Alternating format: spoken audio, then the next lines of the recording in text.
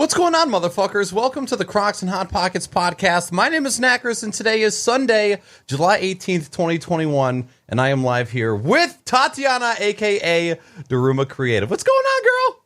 Hey, how are you? I'm doing good. I pronounced that correct, right? I found out that I was pronouncing it incorrectly, so it's Daruma, actually. Oh, no. Okay, well, first and foremost, clear the room. How were you incorrect, and what's the right way to say it? Okay, so I always assumed it was DarumaCreative, like Dharma, because I thought it was tied in with the Dharmatic wheel, which is when you're released from, it's the wheel you're stuck on when you have karma to fulfill or to clear out. Okay. And I always assumed it was a Dharma, but I just, like, people kept saying Daruma, and I was like, am I wrong? So... I learned. So it's whatever now? Yeah, exactly. So well, yeah. First of all, thank you very much for taking time out of your Sunday to be on the podcast. I've wanted to have you on for so long, and my brain goes in these. I have these pockets of guests that I want to talk to, and for like 3 months, I'll think of a certain pocket of people, and then after like time goes on, my brain moves to like the next pocket. Every once in a while, like the wheel, my brain comes around to a certain pocket of people, and I'm super geeked about a particular like subject. Like right now, it's like art, music, creative. That's kind of like what I'm focusing on. And I'm like, fucking Tatiana, why have I not had her on the podcast?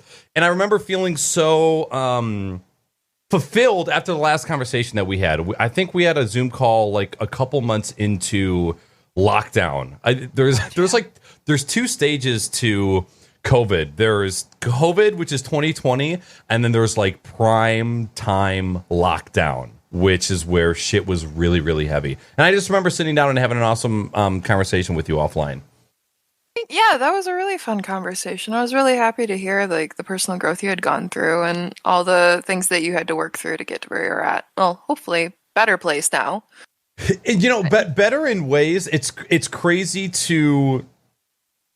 I don't know how to explain this. You know, when you think of yourself in the past, but you can almost visually see the mindset that you were in at that time. It's like you can picture yourself, and then you can also remember your brain at that time. And it's like it's so much different now. And I'm also like trying way different things, because I think back then I was waking up at 4 o'clock in the morning. I was working out and meditating early.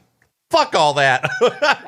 I mean, it was awesome. I can't recommend trying that enough, but you have to have, in the same way you have to have a particular lifestyle to be a streamer, you have to have a lifestyle that fits waking up at 4 a.m., or you completely convert your life to fitting that lifestyle as well.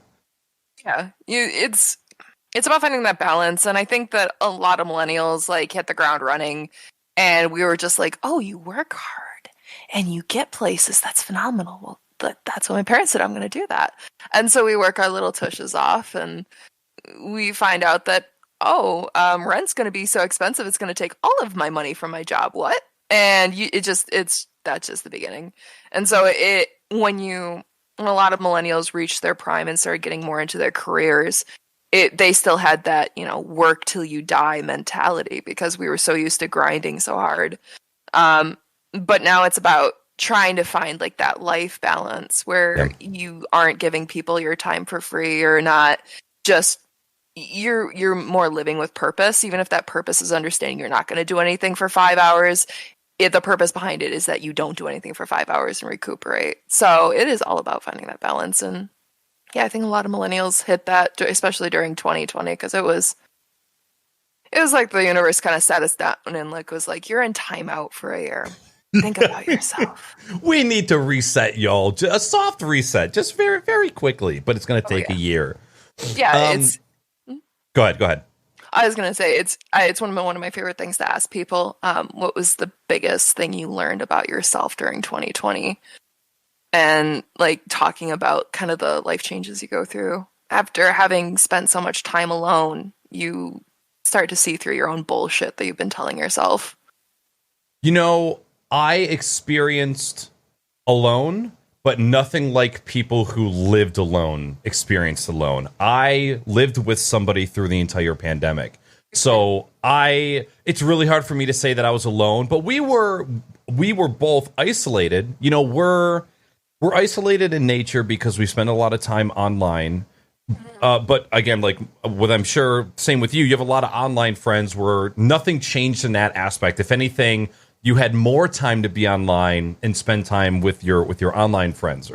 I hate calling them online friends, but I'm just like specifying IRL online. And that's such I don't think I've asked my question. What was the one thing that I learned through all of that? Do you have an answer to that question for yourself? God, I have a list. It was difficult because I've kind of separated myself from my family because I realized how unhealthy they were and that they weren't going to change. So you had to, a lot of people have to make that difficult decision whether they stick with their family or not. And I lost all of my family. I think I only talked to really my cousin, and that was a big learning experience. I was completely alone for the pandemic, so it was just me here. So I haven't seen Scott and my partner Scott in over a year. So we're coming up on a year and a half now. So shit. It's been a hell of a thing. And when you're that isolated and you lose like your parent figures and you're just stuck sitting at your desk, you're not making money, you just paid all of your money in taxes, and you're just like, fuck. You start to think about life, it starts to hit you a little different. Oh man. I didn't realize that you were that isolated. Like, I knew you worked from home. I knew you were some sort of a homebody. I had assumed that you hadn't seen Scott in forever. So I'm sorry that you had to go through that. That's extremely unfortunate. I didn't realize it was that bad. The personal growth I went through, like as shit as it was, I confessed to a friend that 2020 was probably actually one of the best years of my life. Really? Yeah, because I mean, like you look back on things you go through and you grow from them, right? And you think sucks so much, but on the other end of it, I have more empathy. I have a better understanding of myself. I know the value of taking care of myself. I know what happens that if I don't take care of myself, I hurt other people. So it's really selfish that I don't take care of myself. And that was one of the biggest lessons I learned was self-care. And just, my work's transformed into like, I work maybe 2-3 hours a day. And then the rest is Warzone and smoking some weed. You are not playing Warzone. You are not. It's the one thing Scott and I have. Like, it's the one thing we have. Oh my God. All this personal growth and you play Warzone. What are you doing to yourself? Well, I mean, like, it's hand-eye coordination, probably. Yeah. Gotcha. That's fair. I'll take that. Yeah. I like anytime I see people talk about their Warzone experience with like, oh shit, there's a firefly that is hanging right outside my window. Firefly's the best. Thought it was another fucking police flashlight. Had a little PTSD there. Oh shit. Okay. I think that was before your time. I was playing Rocket League really late on stream one night and my windows were open, and in classic Naaackers fashion was screaming my head off. And somebody called the police and told me that I was beating my significant other. Like, they made a domestic abuse call. I lived alone at that time. There was nobody else in the house. And I'm just sitting here playing Rocket League and then just flashlight through the blinds right at me. And the clip is just me sitting here and deer in headlights. My entire face getting lit up by a flashlight. And I had to go out and talk to them. And they didn't even come inside. They were totally cool. They knew what Rocket League was. They knew what Twitch was. They were like, yeah, we're pretty sure, a house that we've never been called to before that has purple emitting from every window. It's probably not what somebody thought it was. Exactly. He's dressed all in purple. Everything's purple. It's Twitch. Yeah, exactly. Mm-hmm. You had to mention something before. Oh, about taking care of yourself. It is insane to me. And it's not our parents' fault. It's just the fault of how time has gone on and the ideologies that were taught. Instead of my parents saying computer is bad, video games are bad, you shouldn't be on it all the time, the conversation should have been, you have to take breaks every 45 minutes. You have to get up every hour. You have to, like, these are the practices in which to aid your mental health while you're experiencing life online. They didn't know any better, right? Because this is all new. But it's crazy to me that there were no mindfulness or good mental health practices that were passed down from my parents. Like, all of the good things that my parents wanted to, like, instill in me are God inspired, right? They're to reflect on that organization and God, and it's all about, like, being the best person that you can be for God, not being the best person that you can be and how to treat the people around you because of that. And I don't blame my parents for their religious beliefs, but just growing up now and looking back, it's insane to me that there was no, like, hey, at your day job, make sure to go outside and just breathe for a few minutes. Like, that wasn't a part of the conversation. Yeah, and I remember you mentioning your parents and their deep religious roots. My parents were in a white supremacist cult, actually. And it was a hell of a growing up. Yeah, it was a thing. Like, it's called Our Family. They're out in Washington. God, Israel Keys is a part of them. So, like, that serial killer, the one that has, like, the buckets. I met Israel Keys. So when you said that, I was like, oh, yay. You know the toxicity of religion. Excellent. Yeah. Excellent. I have massive qualms with religion. Obviously, I got off on the wrong foot with it, but I've been in Catholic school. I've been in, I guess, Protestant school as well. I have scripture verses memorized. Like, I've had a very religious upbringing, and I find myself being an atheist now because I find when you change the purpose of doing something, you open it to corruption. Mm-hmm. And people tend to see religion as, like, this is the thing that's going to fix you. Like, relying and believing in this deity is going to fix you. And it's not. Yeah. It's not at all. And people will do anything to make it look like they're supporting and believing in this deity, but they won't actually do the right thing. And the right thing has its own merits. They're fantastic merits. They help you have, dark mode for my notepad. Did it just turn on? Yeah, it was just like dark mode. I was like, oh my God. Apparently that's 920. But yeah, the religion moves the purpose of doing good things to being able to stay within the community and doing it for God.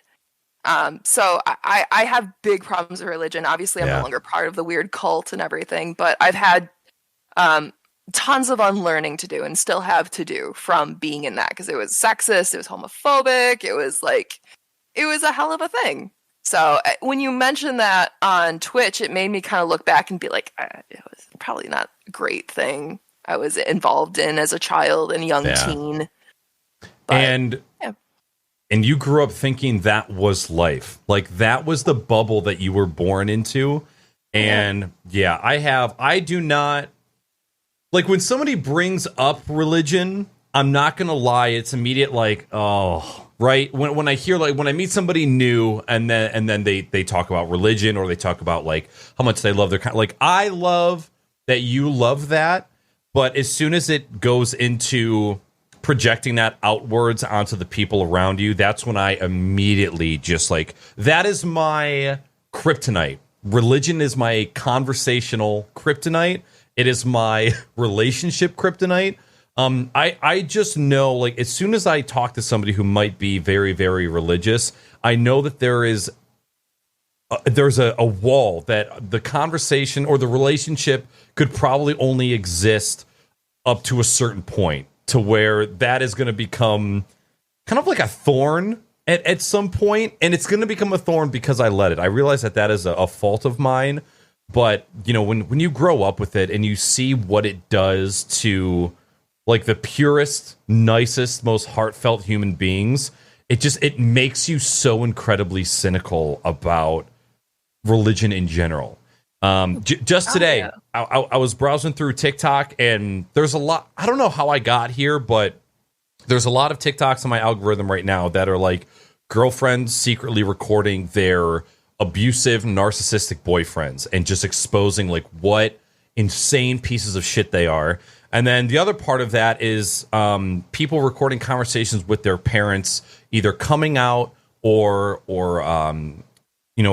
letting them know that they don't believe the same things as their parents, and seeing parents unironically say, I can't love you anymore because like God has to be part of my love with you. And if your beliefs or your ideologies are defying my relationship with God, then I can't have a relationship with you. And to see or to hear a parent say that to their child makes me so fucking mad. It makes me so incredibly mad, and I can't fathom having that conversation with my parents. My parents are obviously still Jehovah's Witnesses, very involved in it, but they respect, to an extent, the choice that I've made. Obviously, they want to live in heaven with me forever, and they're sad that I'm not going to be there when this world explodes. But they don't treat me any differently. They're not shoving the Bible down my throat, and I'm so lucky for that. And then so when I see people on the other side of that coin, like yourself, that aren't that lucky, like the rage is building inside of me now just hearing you talk about that, because in a way I understand the conversation dynamic. I can't fathom what that does to you as a person. And and my girlfriend has similar experiences with her family and her parents, and it's not a great experience, and I can't even begin to understand. It's a hell of a thing you clash with people that you love so much, and it starts to drive a wedge between you. To be fair, our parents weren't taught any better. They were taught that religion was the solution, and that's like, it's scary to think about anything else when you've believed in religion for so long. And I get that. By the way, for the record, my parents are no longer part of this weird cult. I'm sure they have tons of unlearning to do and their own issues to thing, but just for the record, no one in the family is still in the weird cult. Just to be clear. What I found is that when I get that anger and that really like, I'm going to say something that's going to hurt someone's feelings about religion right now, I have to remind myself that what that is kind of a trauma response. It's unresolved problems I have with myself in regards to that thing. Because that thing, nothing around me should really affect me besides the things I let affect me, right? Like, I decide what bothers me. And so what I've tried to do with that is I go deep down into that emotion, like, what am I feeling? Because my parents never taught me that. So I'll take the time to be like, well, I get angry about religion because I'm scared that people will get away with doing whatever they want in the name of God, and it will hurt me and ruin my chances of having a happy life. And they'll just get away with being good people, but I'll be the bad atheist. And I'll never get a clear shot at being like seen as a good person because I don't believe in God. And sorry, go on. No, I was going to ask. Go ahead and finish. I didn't mean to cut you off. I was just basically, that's been something to go through to try and heal, because I have a lot more than just that religious experience. I dated an abusive guy who, after everything was said and done, his parents said he couldn't have done what he did to me because he was a good Christian boy. And that's a really big problem that I know is everywhere in the church. Yeah. So every church. Exactly. How do you find the balance between like compassion and anger, right? Because like when you have somebody like your parents who, like you said, probably weren't taught anything better. Like growing up, religion was the only saving grace, when that we all know that that's just not the truth. There's so many different avenues of trying to find purpose in life and being a great human being. Do you still struggle with finding compassion, or is there still like a lot of anger for that? So my life philosophy is really based off of understanding that anger is a emotion to be processed, but it's not an emotion to use on other people, because you just create more of the cycle. You just like, if you think about it, everyone who's kind of wronged you in life, they probably thought they were justified doing at the time being. Because you can look at yourself and you could like every fucked up thing you did and be like, well, I thought it was right in the moment, or they kind of deserved it in the moment, or like I only knew this much information, or I was only taught this much stuff. And kind of like as you look back and resolve that in yourself, you kind of have to extend that same compassion and empathy and grace to other people. And I hate to say this, the religious cult I was in, one of the things they taught was that you're not going to be saved by accepting Christ as your personal savior. You're not going to be saved by baptism. You're not going to be saved by any sort of like fancy thing that you do. What you're going to have to do is you're going to have to obtain the fruits of the Spirit, which is like long suffering and patience and kindness and empathy, which is ironic because, you know, white supremacy, but, you know, that's neither here nor there. One of the things that was instilled for me from a young age is that I would have to suffer and I would still have to have a good attitude about things. And I waffled back and forth on that. But one thing I've come to kind of a peace with is that the Bible is actually very right. It is about turning the other cheek. It's about extending that compassion to other people. It's about even when you meet the most horrible, angry, vicious person, they can't touch you. Like they really can. And all you can do is just be like, I hear you, try to understand where they're coming from, and try to be part of the society that fights back against what caused them to be so angry. Because so angry people are just like, you know, hurt people. And that I struggle with that. But the one thing I will never let go of as long as I live is people who don't use their goddamn turn signals. There is no amount of trauma. There is no amount of learning. There is no amount of society or anything that doesn't excuse some fuckface from using their goddamn turn signal. It's not hard. It's a lever. And it's like an inch from your finger. I just don't get it. I don't get it. That is the one thing that hangs me up. Like I can forgive a lot of things. And I can like be like, where is this person coming from? But it's a lever. And you can switch it, and it's not hard. There is something about bad drivers that it's such a blatant like bad driving is a blatant disrespect, and like there's no consideration for anybody else. Bad drivers are so fucking in their own mind. They don't care about anybody. They don't care about anything. They care about I have to go from here to there, and everybody else is an object in my way. And that's how I see bad. So like when I see that shit, it also ramps me up. It's not that they just didn't use forget to use a signal. It's that I see your fucking character and your personality painted on the side of your fucking Range Rover. I know exactly what kind of person you are. When in retrospect, it's probably only half true, but no, amen to that. Exactly the type of person you're, a BMW driver. That's exactly the type of person you are. Shout out to BMWs. So yeah, one of the most, so you could take that anger, right? These people, like, what is causing these people to not use their turn signal, right? Like, this is how I would handle someone that irritates me. What is causing them to not use their turn signal? What about society? Well, they're too tired. They're too exhausted. They've had a long day of work. They weren't properly taught. Our society doesn't spend enough time teaching people how to drive effectively. Maybe our education system is flawed.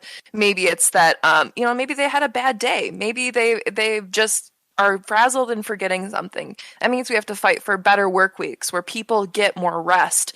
People get paid enough to live and survive and thrive and not just like barely keep their head above water. That's an argument for that people will use their turn signals and I won't collide with somebody at like 11 o'clock at night where I'm just trying to get home, you know? You have to break down situations like that and stop looking at things like just see it for what it is. It's a symptom of a problem. Right. No one's sitting there being like, you know what I'm going to do? I'm going to not use my turn signal today, and I'm going to bask in it. And if they are like that, that's a mental health problem. And that's another issue that needs to be addressed. So that's how I come to terms with being angry. And it's important to let yourself be angry too, but it's important not to act on it. So sure.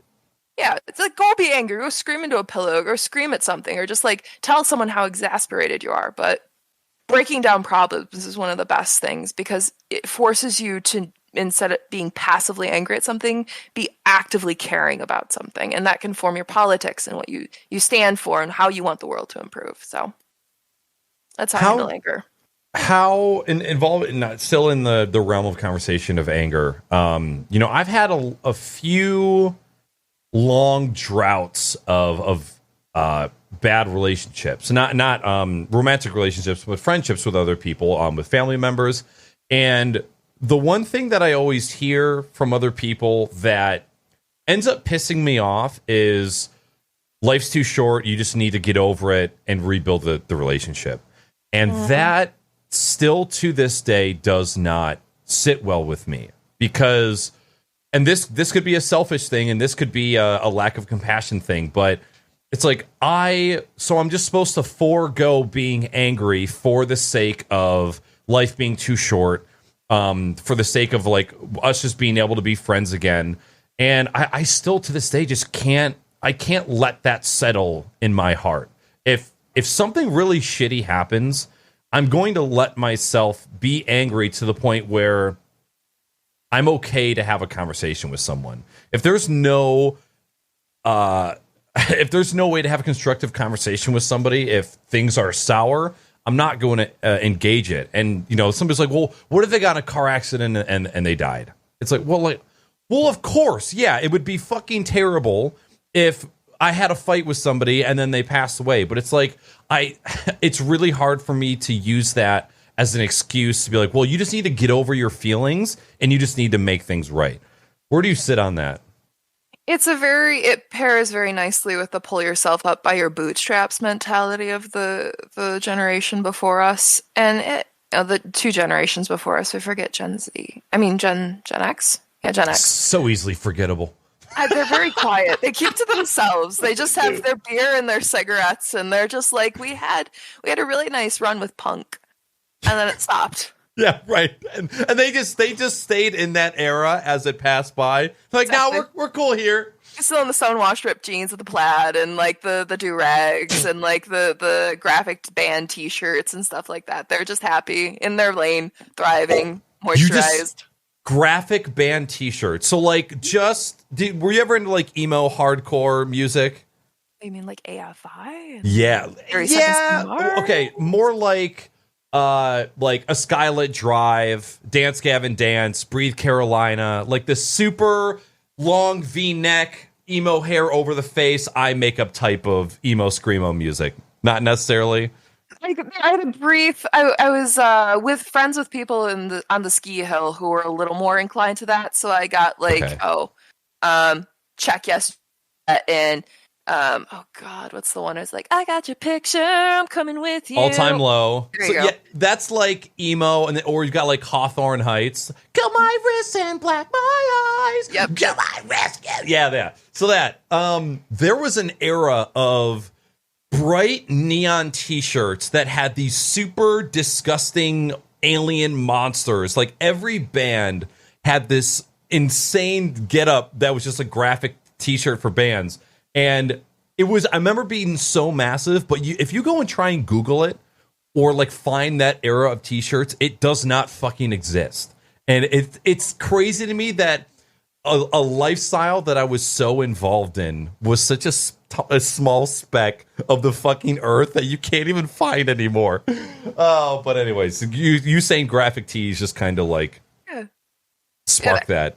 There's this song that I can't find that I swear to God I heard on the radio once. It was a cover of oh god, I can't remember the name of the song now, but it was basically like a Weird Al cover that had to do with, it was like the do do do do do do do, you know that song? Yeah. It was a cover of it that was just about a guy getting a new German Shepherd puppy and it's shitting all over the house.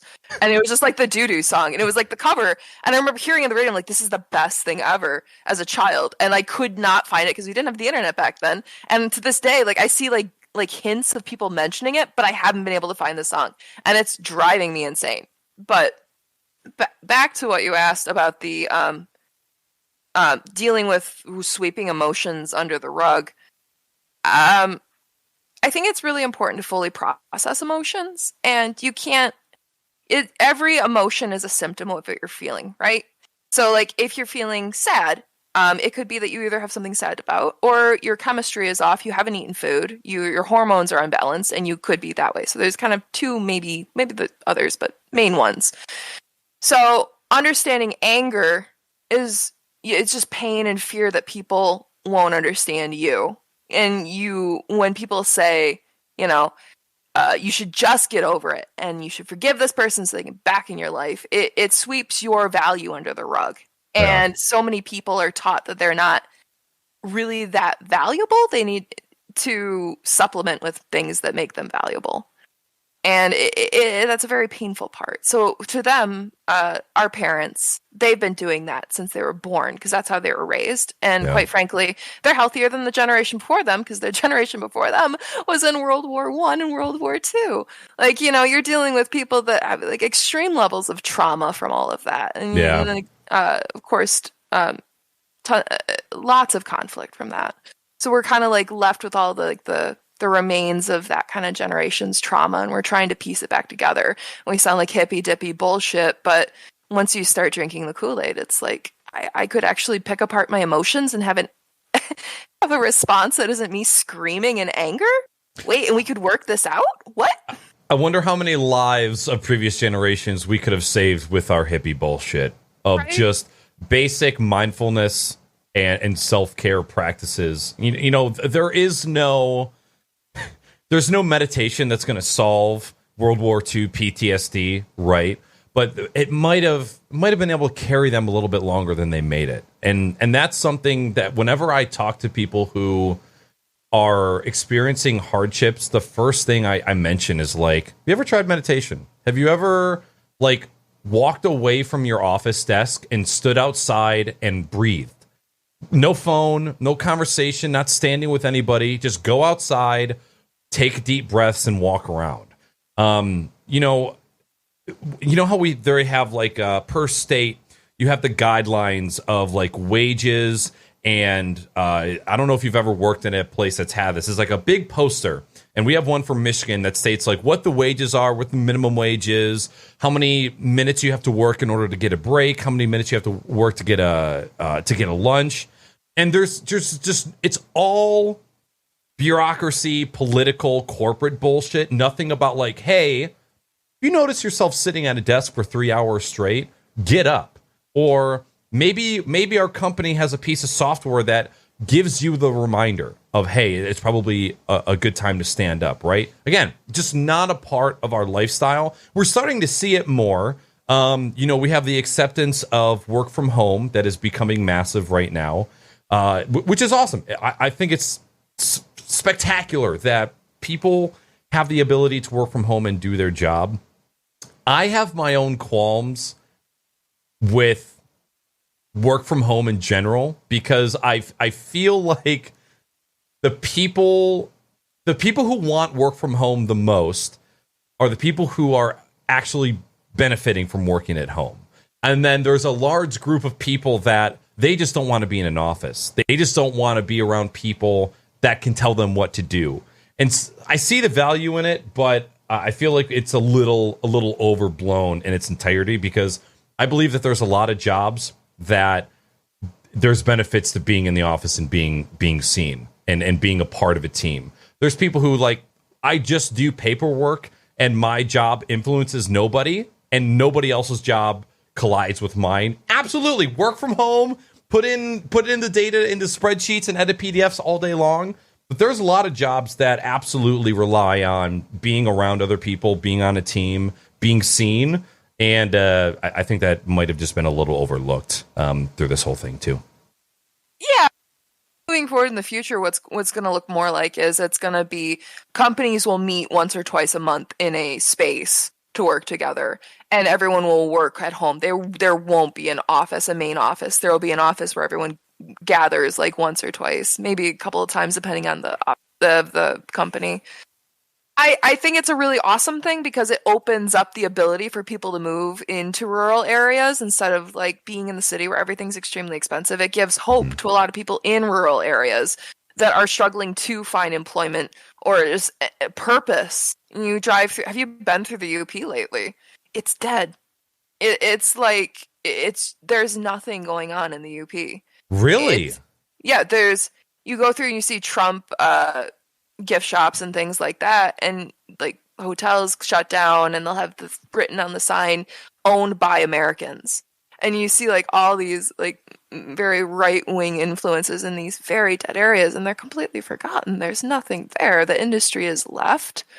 all they've got is a Walmart and a gas station, and they're just trying to piece it together. And there's not a lot of hope for them. It's when you get into like, God, Scott and I had to go for a wedding a few years ago, and I was driving through those towns. It was just like empty parking lots, and just it was nothing. And that's having remote work opens up so much doors for them.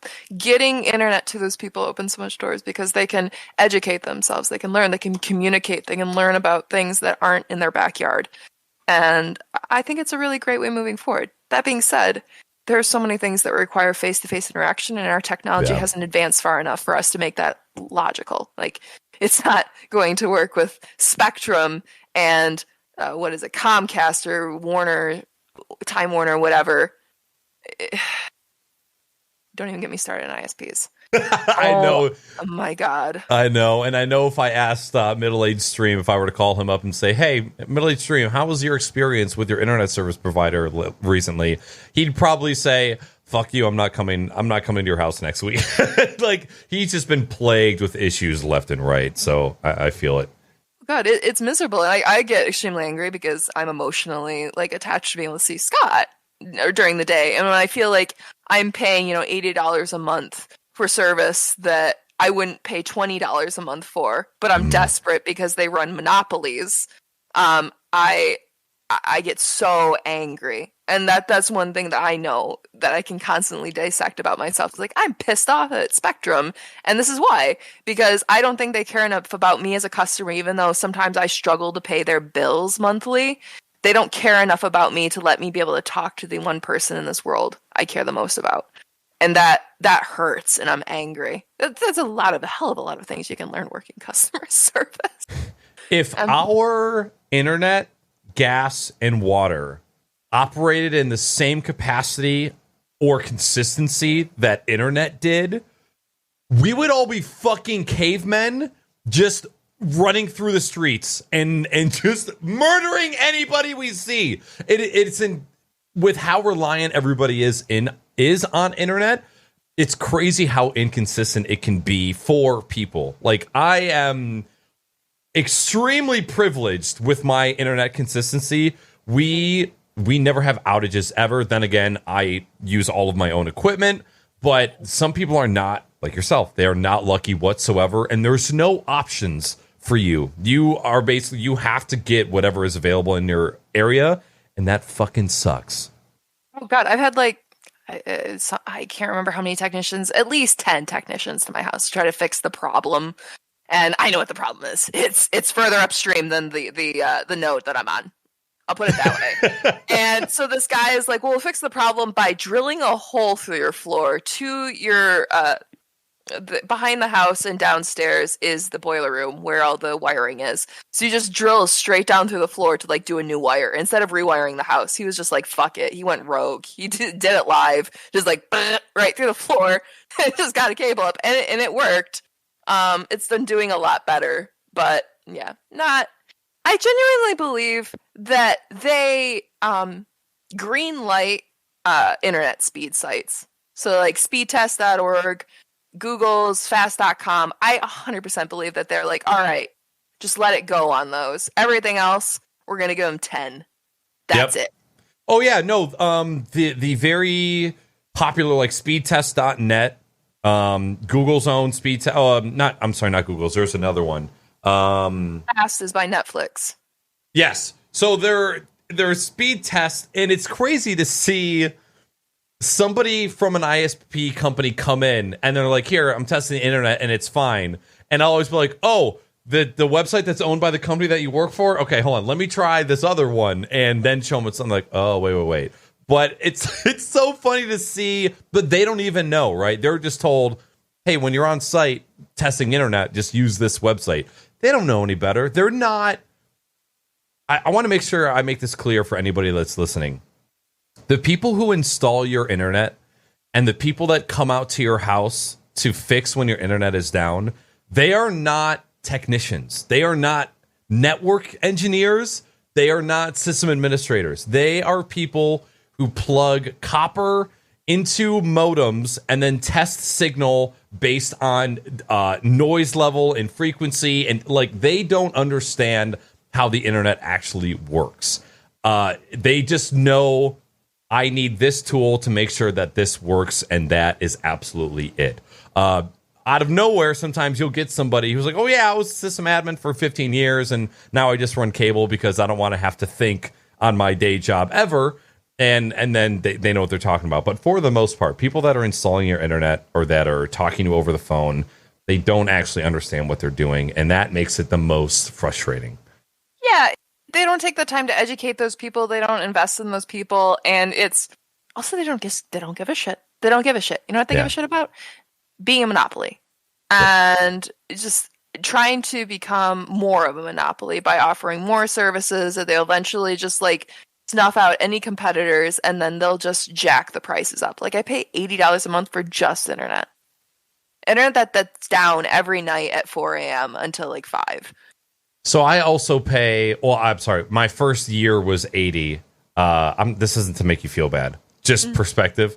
I pay 100, and it's gigabit up and down. And I assume that your speeds are nowhere near that for the same price. Oh, 100 megs. Yeah. No. No. So when you choose to, if you were to get up and move, I am. Believe it or not. Right. And it wasn't, if you and Scott were both to move, like if you were to find a spot to go, where would you go? We're moving to Dublin. Like we're actually going to, yeah, I'm looking, Scott and I are going to buy a house in Dublin. Yeah. I didn't fucking know that. Yeah. I'm moving to Ireland. Yeah. We got to get the guest bedroom ready for everyone to visit. So awesome. It's going to be wonderful. Yeah, I thought about you the other day. I have a friend, her name is Noms. I don't know if she actually goes by that name anymore, but I met her 12 years ago on my first online forum, Cobalt and Calcium. It was a forum for the band Coheed and Cambria. And so I've known her for 12 years. And she just recently met somebody from Scotland, not Ireland. And the origin story of how they started was just similar to you and Scott. And I was like, I'm so fucking stoked for you. This sounds awesome. Like they're going to meet for the first time, I think, like in the coming months. And it made me a little sad because her response was, everybody tells me that I'm crazy. Like everybody tells me that this is outlandish. I shouldn't be talking with somebody that's overseas or whatever. And I'm like, fuck that. Like just going back to the life is short comment. Life is fucking short. Meet up with that homie from Scotland and see where it takes you. You have to go for shit like that, especially when you know this better than anybody. When you start a relationship with somebody online, the only thing you can do is talk. It's the only resource that you have to build a relationship and sex. But talking, you learn an insane amount about a person when that is the only thing that you can do, or play video games together.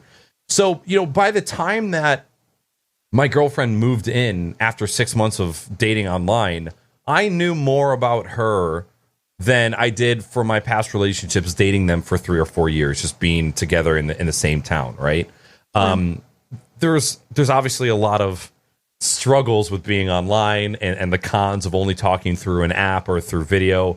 But there is one massive pro, and that is all you do is talk, and you learn an insane amount about a person through growing in that way. It reminds me of Pulp Fiction. There's a saying where what's her face, the one who gets stabbed in the heart with a needle. She says, "You just have comfortable silence with somebody." And I think that's something that comes with knowing somebody. Like that's so Scott and I will just sit and do whatever we want. We're on call and just hang out and spend time together. Sure. For context, Scott and I met on Chat Roulette. We met on Chat Roulette in 2010, March 2010, when I was going to Michigan Tech for mechanical engineering. That didn't work out. And we've been together, it'll be 11 years this year. We'll have been together for 11 years. Long distance together, all of that. And I've met my dear friends that I just visited out in Boston. You may have seen I was out in Boston. Yes. I met Jake on Chat Roulette. So I was out there with them. He is a dear friend, a great client, and just a wonderful human being. and I've met his husband and one of their really good friends, and I've become they're almost like family to me now.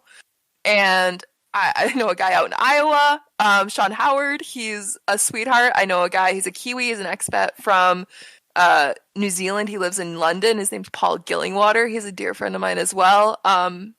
Another guy named Adam I met on chat roulette. We just shout. I said, "Hey, what's up, Redcoat?" Because he's British, and he's like, "What's up, Yank?"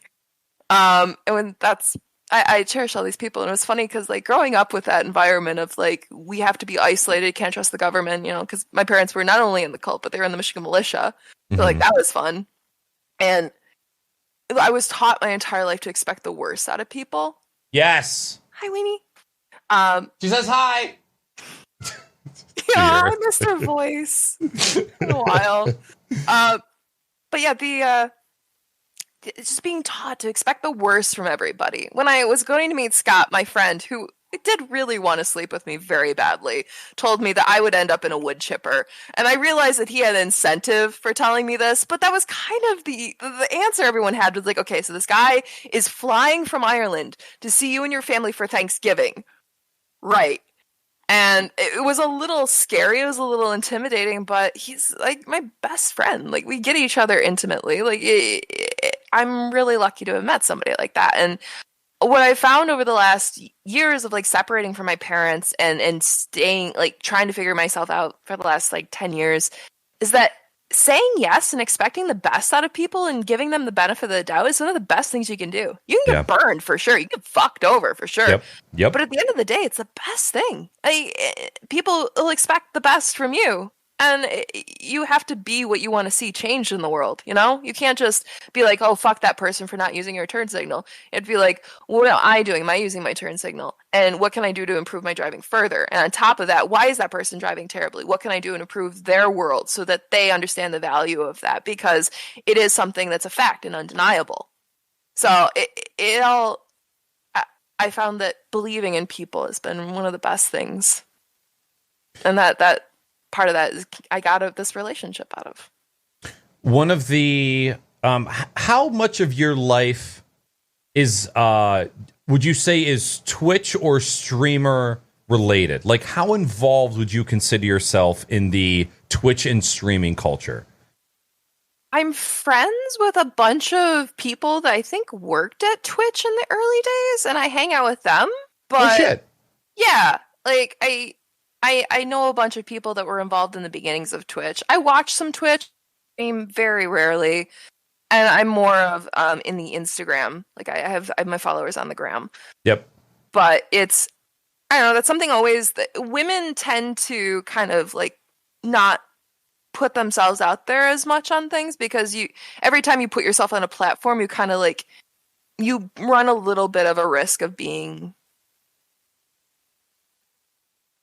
pursued or seen as kind of like an object, and I think a lot of women hold back. I don't really necessarily have a problem with that, but it's always been a little anxiety inducing to get on camera, Sure. And then have to deal with people saying things. But I haven't done too much streaming. I watch people. I'm here to watch.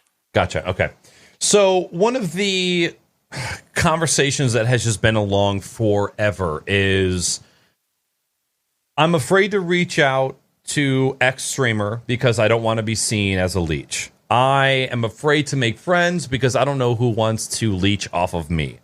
And that particular mindset hasn't necessarily been a part of my experience since I've been streaming. But it's a legitimate fear for a lot of people. And what I try to instill in new streamers that I talk to is you never know if you're going to get burned. If you don't give them the time of the day, you'll never know.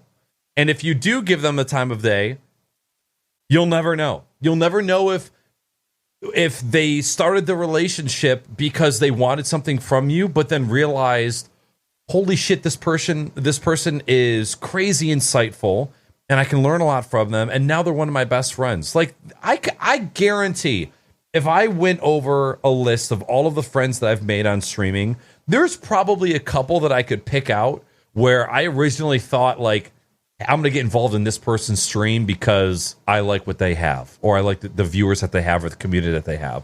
And then after a while, I realized, maybe the reason that I was actually drawn to them wasn't about the numbers or the size or anything. It was like I was genuinely drawn to them as a person. And I think if you're honest with yourself, and if you have any sort of a successful project or a stream or content, there's probably some people in your life that would say, yeah, like I originally joined because, I wanted what you had, or I was jealous, or, I wanted a piece of the pie. But then I realized, I actually enjoy this person's company. I actually enjoy who they are. I vibe with them. And so I try and tell people, just, you're going to get burned. It is inevitable. You're going to get burned by somebody. It is better to put yourself out there and get burned than to just never entertain that idea, because you're basically auto-isolating yourself from everyone, whether you like to say it out loud or not. You really are. And there's people who would say, like, oh, I just like being alone. And like, okay, well, 20 or 30 and alone is one thing. Being 60 or 70 and alone is going to be another. It is a whole different story. It's better to have been burned than to have never burned at all, right? Like, go out there and experience it. And I think that a lot of people, like, if they're given the tools and understanding of how to cope with, like, being burned or, like, used, or if they come across the person that isn't the most pleasant, that is really scary. And I think that is something that we don't pay attention to in society, is, like, teaching people how to unpack things so that you minimize the damage that other people can do to you like that. Yes. And it's in the design community, I was very isolated for a long time because I thought people would not accept me because I didn't have a college degree. For what I do, I don't have a college degree. And there's lots of people that don't have college degrees that have made it quite far actually in the industry, but there is a bit of snobbery that happens. And so I stayed isolated. And what happened was I ended up working for people who were just not the best. They were friends, but they conducted business in a way that wasn't very professional. And I got very burned. I think we've all worked for somebody where it's like when you finally move on and you're finally working for good people, you always expect the emails to turn bad. You're always expecting them to be bad. You're always expecting someone to, like, scream at you or, like, come on to you or whatever, and it's just it's traumatizing a bit. Yep. And one of my good friends back then, he's a complete stranger, he was a Skillshare teacher who I took a class from. He pulled me into the design community, and I learned so much by connecting with other people. And I got to the point where I'm probably one of the ballsiest people in the community, where I will message damn near anyone just to chat.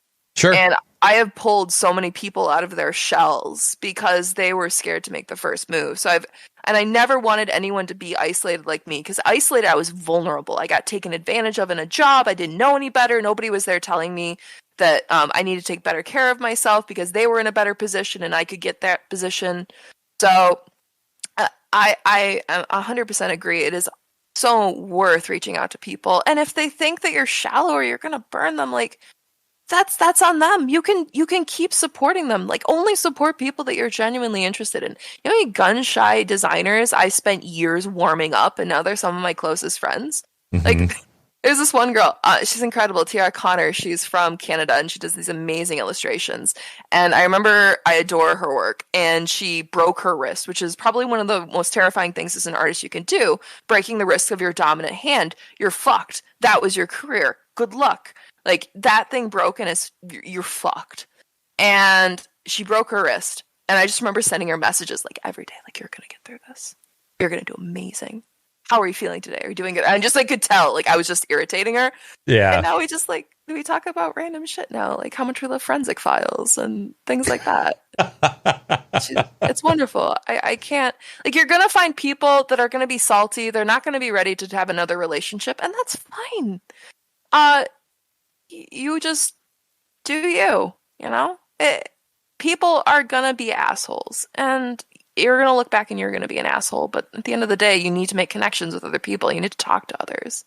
Sure. It's important. And I think there's something to be said as well about when you're reaching out to somebody and it's like, and you're afraid that you're gonna be seen as coming off as a leech, you might need to be honest with yourself and say, maybe I am subconsciously reaching out to people that I actually don't vibe with, 100%. and I think that comes a lot. It comes down to that too. I just recently had my second podcast with the creator of OBS, which is like the most used software in the streaming space. And I had people reach out to me. They're like, dude, how did you get that podcast? How did you get a chance to sit down with him? I sent him a message and I asked him if he was interested in doing a podcast. Like there was no previous conversation. We didn't know of each other.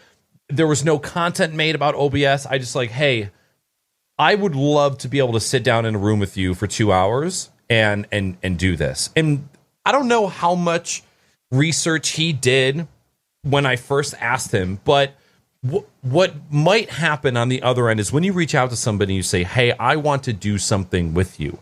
They check you out. That person probably saw, I have 100 episodes of podcasts with conversations with people in the industry. Like, you have in the background created a reputation for yourself that shows, like, I'm not just trying to suck your dick on stream because I want to be the dude that talked to OBS. It's like, I have a genuine interest with sitting down, hearing people's stories, and just talking things out. And if you're always too afraid to make that first step to reach out to somebody, you aren't building those relationships in the background, and that you're kind of shooting yourself in the foot a little bit. I think we get so shamed into talking about like those bad feelings or bad thoughts or bad motivations for doing things. And I think that we need to be a lot more honest about that. Like, there's lots of times where I've reached out to people and I felt very leechy. I felt very like, maybe they'll follow me if I've talked to them. I've definitely been there before. And I think that we need to bring that into the conversation, because it just like sits there and it's like everyone thinks like, oh, that's a problem I have. And it's really, everyone struggles with that. I mean, unless they're like super well adjusted and whatever, but those people exist, sure. It's something we all struggle with. You're not alone. And at the end of the day, you just need to connect and talk with folks. So I like talking about those really honest, bad emotions that are generally shamed and not talked about, because I think that there's like this invisible safety net when you talk about them, where it's like everyone has them, so they can't really fault you. And we can start having a conversation about things and changing them. And the way the system is built, the society is built, is everything has to have like some sort of value or gain or stuff. So it's really not that crazy that we break that down to individual conversations as well. Sure. You just said something that I was going to jump onto. I lost it. Was it about, I'm trying to think, bad emotion conversations? Was it about yeah. How many times have you reached out to people and just got nothing in response? Just ghosted? A bunch. A lot. Yeah, a lot. If I were to show my DMs of how many people that I've even been on like a decent, I don't want to say relationship, but like I've had a decent interaction with, like people that I've like talked to a lot, been in their streams a lot, I'll reach out and I'll never hear back. You can't take it personally, because there's some people who just, they don't want to do a podcast. They don't want to sit here and talk, and that's totally fine. And that also just comes with the territory and that's not you getting burned, but you just have to also you have to set yourself up to just know that, that's going to happen sometimes. You can't take it personally. You never know what's going on in the other person's life. However, if they accept your podcast invitation 3 times and then cancel the day before 3 times and then don't show up the 4th time, you can write them off as an asshole, but that's a story for another day. One of the things you have to remember is that no one owes you their time. No one owes you their time. And just by understanding and respecting that empowers you to say, I don't owe anyone my time. Mm-hmm. And you can know when it's time to stop talking with people. Like today, I smoked a lot. And I was about to have a conversation with a friend. And I was like, you know what? I'm not sober right now. We're going to have this conversation later. And it was so empowering to be able to be like, this isn't the time and place for this conversation, and I can't. Yeah. And like, instead of feeling like I owe this person conversation because I really love this person and I want them to like hear from me, but they didn't need to hear from me like then. I was having a great time and I was not in the mode for conversation. And that it's like those are the things that we should have been taught as kids, you know, where it's like, hey, some days you're gonna feel off, and it's okay to tell us like, hey, I feel off, something's not right, I don't know quite what it is, but leave me alone. And we were never given that option. Well, I shouldn't say we weren't, but I think that that's a common trope across a lot of millennials' upbringings, is that so many like natural, like self-aware, self-care, stuff like that, we were never educated on. Yeah. I grew up in a family with someone who's, I think it's borderline. And my mother would have extreme rage fits, like to the point where she's breaking things and screaming and saying the worst things imaginable. And I remember thinking that was so normal for so long. And so I went into this relationship with Scott, and I was a bitch. I was such a bitch. It was incredible levels of bitchiness you've not yet seen. Like, I can't picture it. It's bad. It was like, it was so bad that Scott sat me down and he said, look, you know, we won't make it like this, but I need you to know that I'm on your team. Like, I'm not against you. You can tell me anything and we'll work through it. Like, we just got to start somewhere by you telling me. And that was, if it wasn't for him, I don't think I would have pulled out of that. And that was like the start of more of like, well, what else did my parents fail me at? Oh God, that sounds so like emo, but yeah. Just like rebuilding emotions and being like, all right, well, I'm angry right now. Where is that coming from? I need to think about myself. Do I need a break? Do I need to step away? Like, is it like, where have I failed myself where I'm angry right now? And where do I need to step back? That's, oh my God. I wish that I mentioned I'm separated from my parents, and I'll know when they'll change because I'll be able to see that change in them. Because right now they don't have that. So I'd talk to them again one day. It's just, that's how you know you've really stumbled upon like the truth of something, is when someone else can replicate it without any input from you, you know? Yeah. And then it becomes really clear because it's somebody literally like holding up a sign with that shit on it. And you're like, oh. Like, once you get it, you get it. And like, there's people that'll try to imitate it, but they'll miss the mark. And I think that's why it's a proof that religion just isn't a thing, because I'm sorry, I'm not gonna, like, without any input from somebody else, believe that like there's Jesus or whatever Seventh-day Advents believe, or whatever my cult I was in believed, you know? I love that you mentioned that there's a lot of the stuff in the Bible that's right, because I told my parents when I decided to leave, I don't think that Jehovah's Witnesses are bad people. I think that if anybody were to read the Bible unknowingly of any religion, any organization, that if you led a life by Bible standards, you would probably have a pretty good life. Aside from like, this is the slave ownership and the homophobia and like some of the other stuff, right? The general principles of like how to carry on being a decent human being and how to treat the people around you, you would be a good person. But it is the layers of bureaucracy and politics on top of all that completely soils everything beneath it, in my opinion. And there's probably people in my life that I have met or that I have constant relationships now that are religious, and because I choose not to talk about religion, I don't know what they believe in or what their beliefs are or what their upbringing was. But I'm okay not knowing that, because I just see the person that you are. I see you for you, and I don't like saying that, oh, you are this person because of the way that you were brought up in this religion. Like, you are only the way that you are because somebody steered you on the right path. It's like, okay, but like, what about all of the other fucking life that I've experienced on top of that? Oh my God, that is one of the things I really, this is just going to be religion bashing, but it's one of the things that I really dislike what religion does to a society, is it makes you forget how good humans are. Because it's like, when people get helped out, when Christians get helped up, they'll say, thank God. They don't say, like, thank goodness for that human who did that to me. I mean, sure they do, but like they think that it was God looking out for them when it was really just like, we're here. You know, there's humans around you.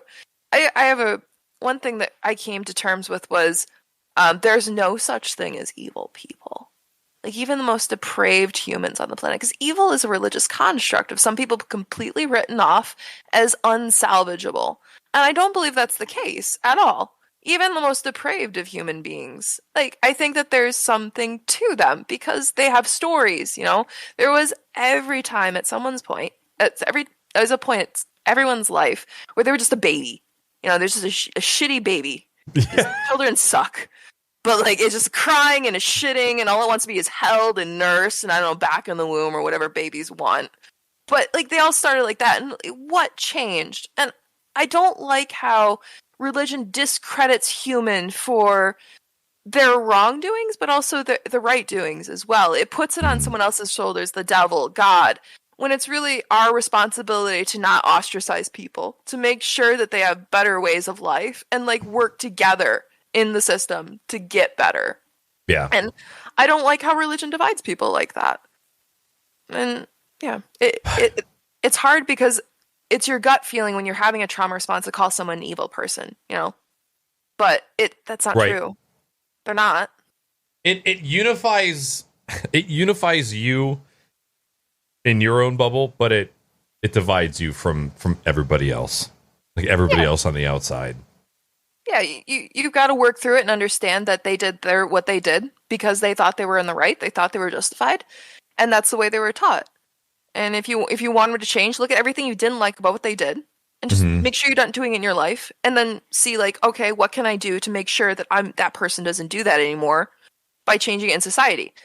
Does that mean making sure school lunches are free so that kids are fed and can pay attention in classrooms where they're being educated for the future, for their jobs, so they can get a good job, so they get paid well, so they can have a good quality of life, and then they're making better decisions because they're getting paid better, you know? I'm so sick of people just, like, getting so pissed off at symptoms and not willing to look up the chain. Because it's just, like, it's breaking us down, and it's more... Society is just in love with treating symptoms because it's more lucrative. I'm done. I'm so tired of it. So when you say looking at symptoms and trying to internalize it and then inflict change elsewhere, are you saying that, like, you're trying to let go of the desire to fix that person, but more so take that experience and try and use that energy elsewhere? Like, so if somebody wrongs you, your stance is not like, well, I need to make sure that they never do that again. But instead, to just go take the experiences that I've learned from this and just try and influence positive things in another direction. Like when you have those with those interactions with evil people or just people who you don't like or that you don't have a good relationship with, are you of the mindset of I need to, like, fix this person, or I need to fix this, or it's like, you know what, I'm just gonna let you be shitty over there and I'm just gonna do my thing over here? I guess the best way to describe it is that I came to this thing through being sexually assaulted twice. Two really big sexual assaults. And I was alone and isolated, and I hated everything, and I hated all my friends for taking his side, and I hated all going outside. I was scared to leave my home. It was bad. And I came to the realization that the person, because my friends had picked this person over me. They chose to believe that this guy had not done these things, and I was just a crazy bitch.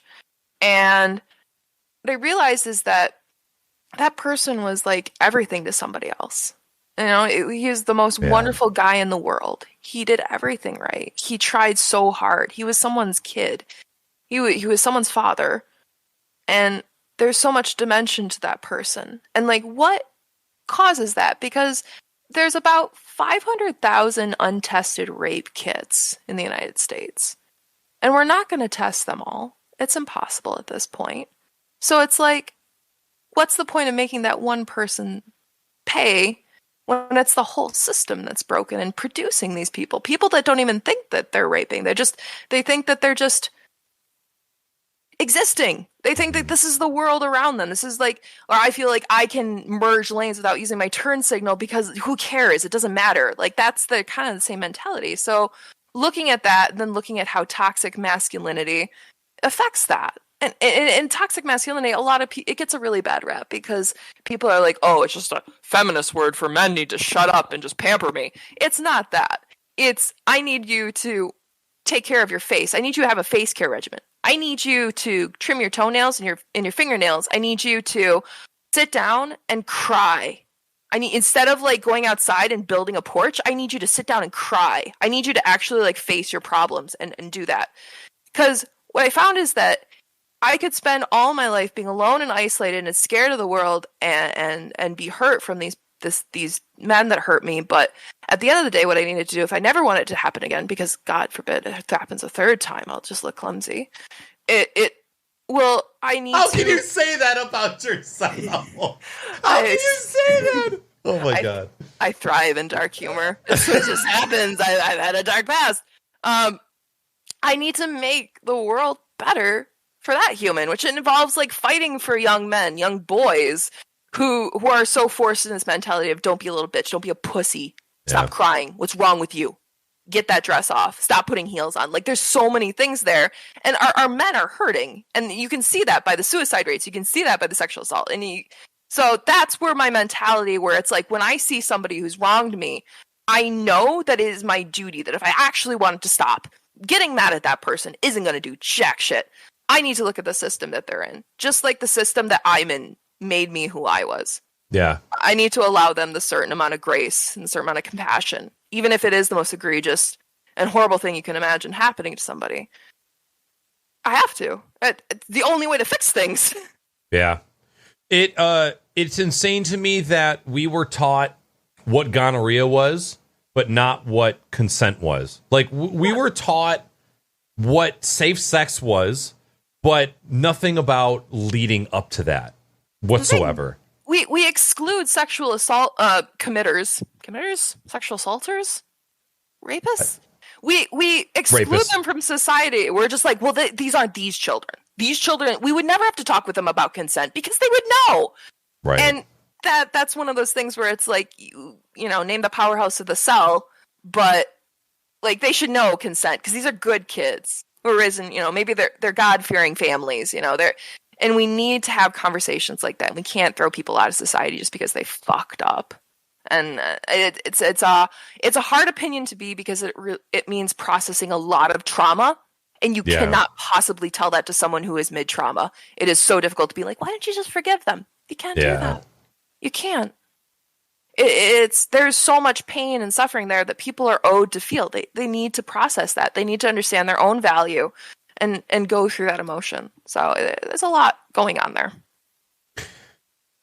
And there's so much that could be done. You know, I think about instead of having counselors that helped you pick out whether you wanted to go into food 1 or chemistry AP, of like having therapists in school that actually, you know, instead of just having staff that are dedicated to, you know, like there should be a nurse and there should be a therapist. Like there should be somebody on staff that is licensed and certified to handle children, right? Like, cause that's what you're a fucking child then. But we'd use it though, because we did have. I did have a therapist, but I never told her how bad it was at my home. You know, I didn't tell her that my home life was abusive. I didn't, you know, I didn't because I didn't think it was, because it was normal. There's that book called Glass Castle, and it's about this girl who's raised by this really abnormal, dangerously neglectful family. And how she thought it was completely normal compared to everyone else's relationship. Like, everyone else had it weird. Like, they were homeless, they traveled around, they took her out of the hospital too early one time. Like, there was a bunch of things that happened.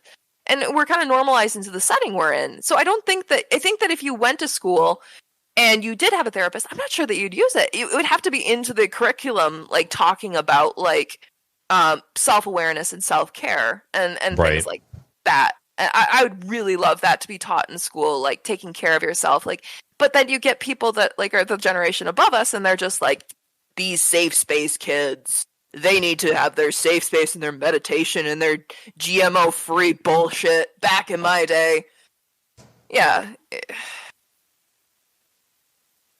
it would take a much bigger change in society, I think, because the roots go so deep into our problems. We have a lot of bad things that are bubbling to the surface, and we're like, oh, that's so weird that thing is happening. And it's like, no, it's not. Are you kidding me? Do you see this world we're in? Do you want kids? Fuck no. Are you kidding me? No, I didn't know. I know, like, okay, so I, again, didn't have, I had wonderful parts of my childhood, but there was some pretty bad stuff, and I don't trust myself having a kid. I just don't. I just don't think that I've matured enough as a human to have a kid. I don't think I've earned that right. And I don't want to fuck up another human. Besides, like, do you know how many women just disappear into the hole of motherhood, and they're like, this was my calling? No! I don't want to squeeze another human out of my body. I don't want to raise it. I don't want to take care of like a perma-drunk person for like 20 years. I don't. In 20 years, I'm going to be like so tired. But yeah, I don't want kids. And I know you don't either. Yeah. So circling back to our conversation about sweeping emotions under the rug. Yeah. The things that you just said, like, no, I don't want to raise another human being, right? The response to that is, nobody knows how to do it. You'll just figure it out. You'll just figure it out as I go. It's like, is that something we should be fucking around with? Like, is that something that we should just take on by chance? Like, oh, I'll figure it out along the way. It'll be fine. I feel like we should be a little bit more critical about our thinking regarding having children. Yeah, I think that needs to be a huge conversation in this country about how we talk about sex and like how we treat sex, because it's completely unhealthy, and we need to have a lot more sex education so that in my personal belief, government funded birth control, because there are places that are abstinent only teaching. Like, I went to a Catholic school. We weren't allowed to talk about contraceptives because that was essentially pre-abortion. Like, it was. I didn't know so much, and my parents were like so emotionally fucked up that the way my mom explained like sex to me was like, you see the white horse? This black horse is just gonna mount it, and then like the black horse sticks his penis in that white horse. That's how I learned sex happened. I thought you prayed to God, and God was like, you know what, 3. And there are people out there with less education than that. With that said, if my parents would have said, this is 69, that would have been an instant, like, I'm going to fuck, see you later. Like, there's a small part of me that knows that our parents can't illuminate the best part of sexual intercourse, because they know, like, a sexually charged 16-year-old is going to go find something to fuck. Yeah. That's exactly one of the things you have to take into consideration when you're trying to like design or redesign a system where 16-year-olds exist. Is like, they're gonna find something to stick their dick into, or whatever the equivalent is for pussies. But you have to plan for that and be smarter than it, because people are like, whoa, it's just rigid this way. We just do it this way. They just don't have sex. That makes sense. Like, yeah, good luck. Yeah, good luck.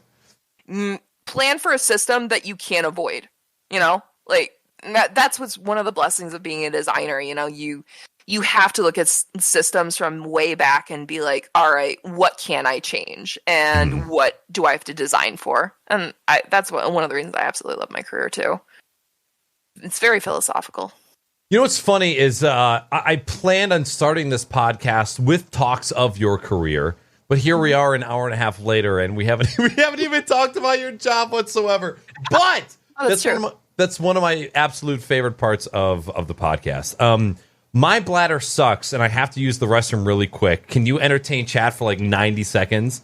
Gosh, I haven't looked at chat at all. Like, I don't even know what's going on. If you want to leave this into like 90 seconds of silence, you're more than welcome. Chat, do me a favor, help her out, post something in chat. Post a question, say something, give her something to interact with. I'll be back in 90 seconds. Hey, chat. long time viewer of Naaackers. I've never been on here before, but my name's Tatiana. I'm an illustrator and I do graphic design. I started as an engineering student in Michigan Tech. I dropped out, went to Ireland, figured out my life a little bit more, came back, and I started joining and doing design. And it's been a really great adventure. A lot of terrible shit has happened, but that happens, you know? Aw, stripy lobster. My cousin is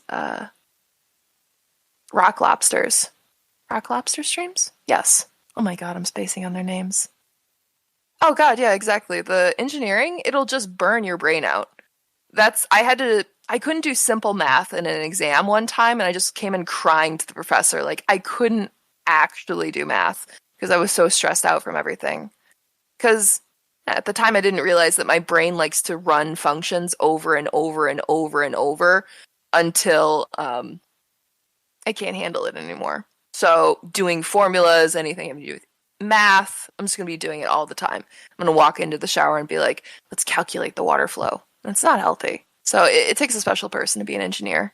And I started adding, yeah, exactly. Like, can we just keep numbers in math? Hey, fuck numbers. Yeah, we're talking about how much engineering sucks.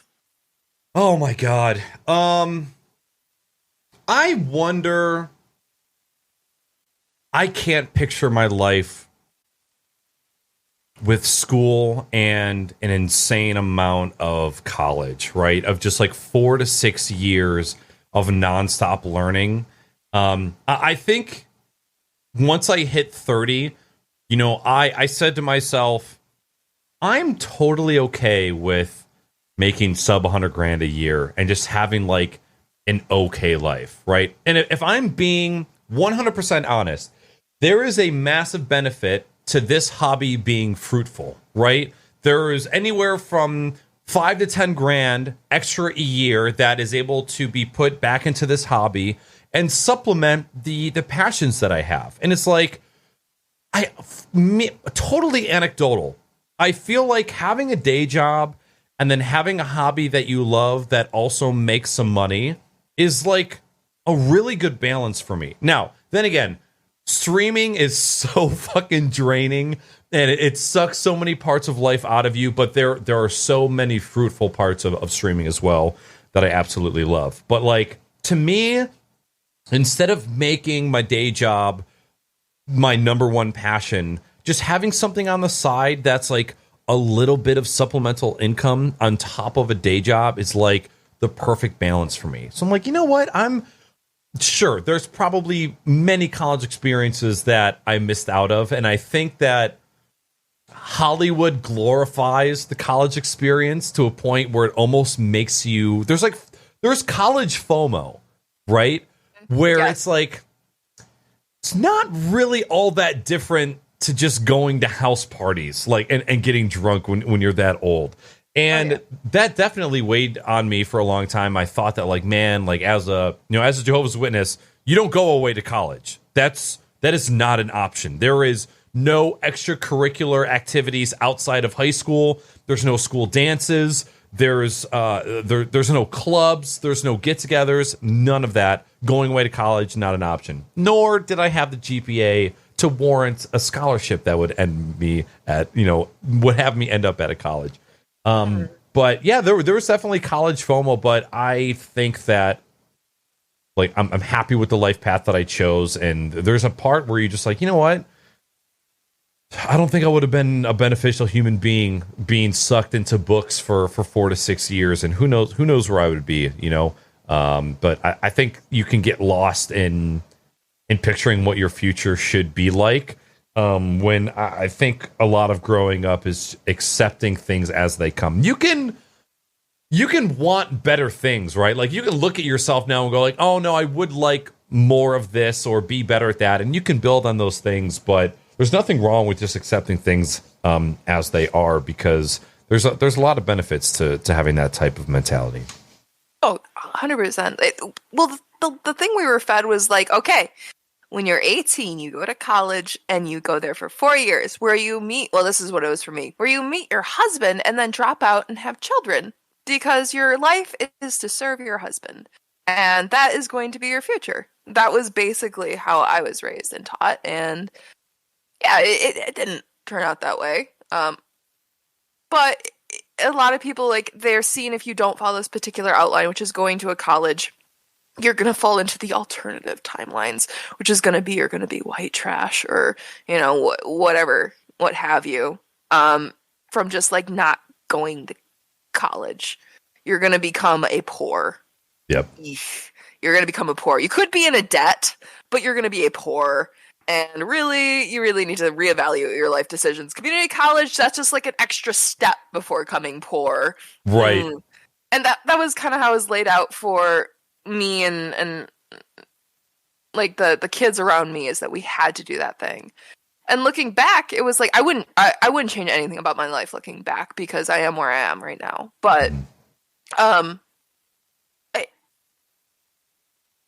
college is a really great place, I will say, for finding out who you are.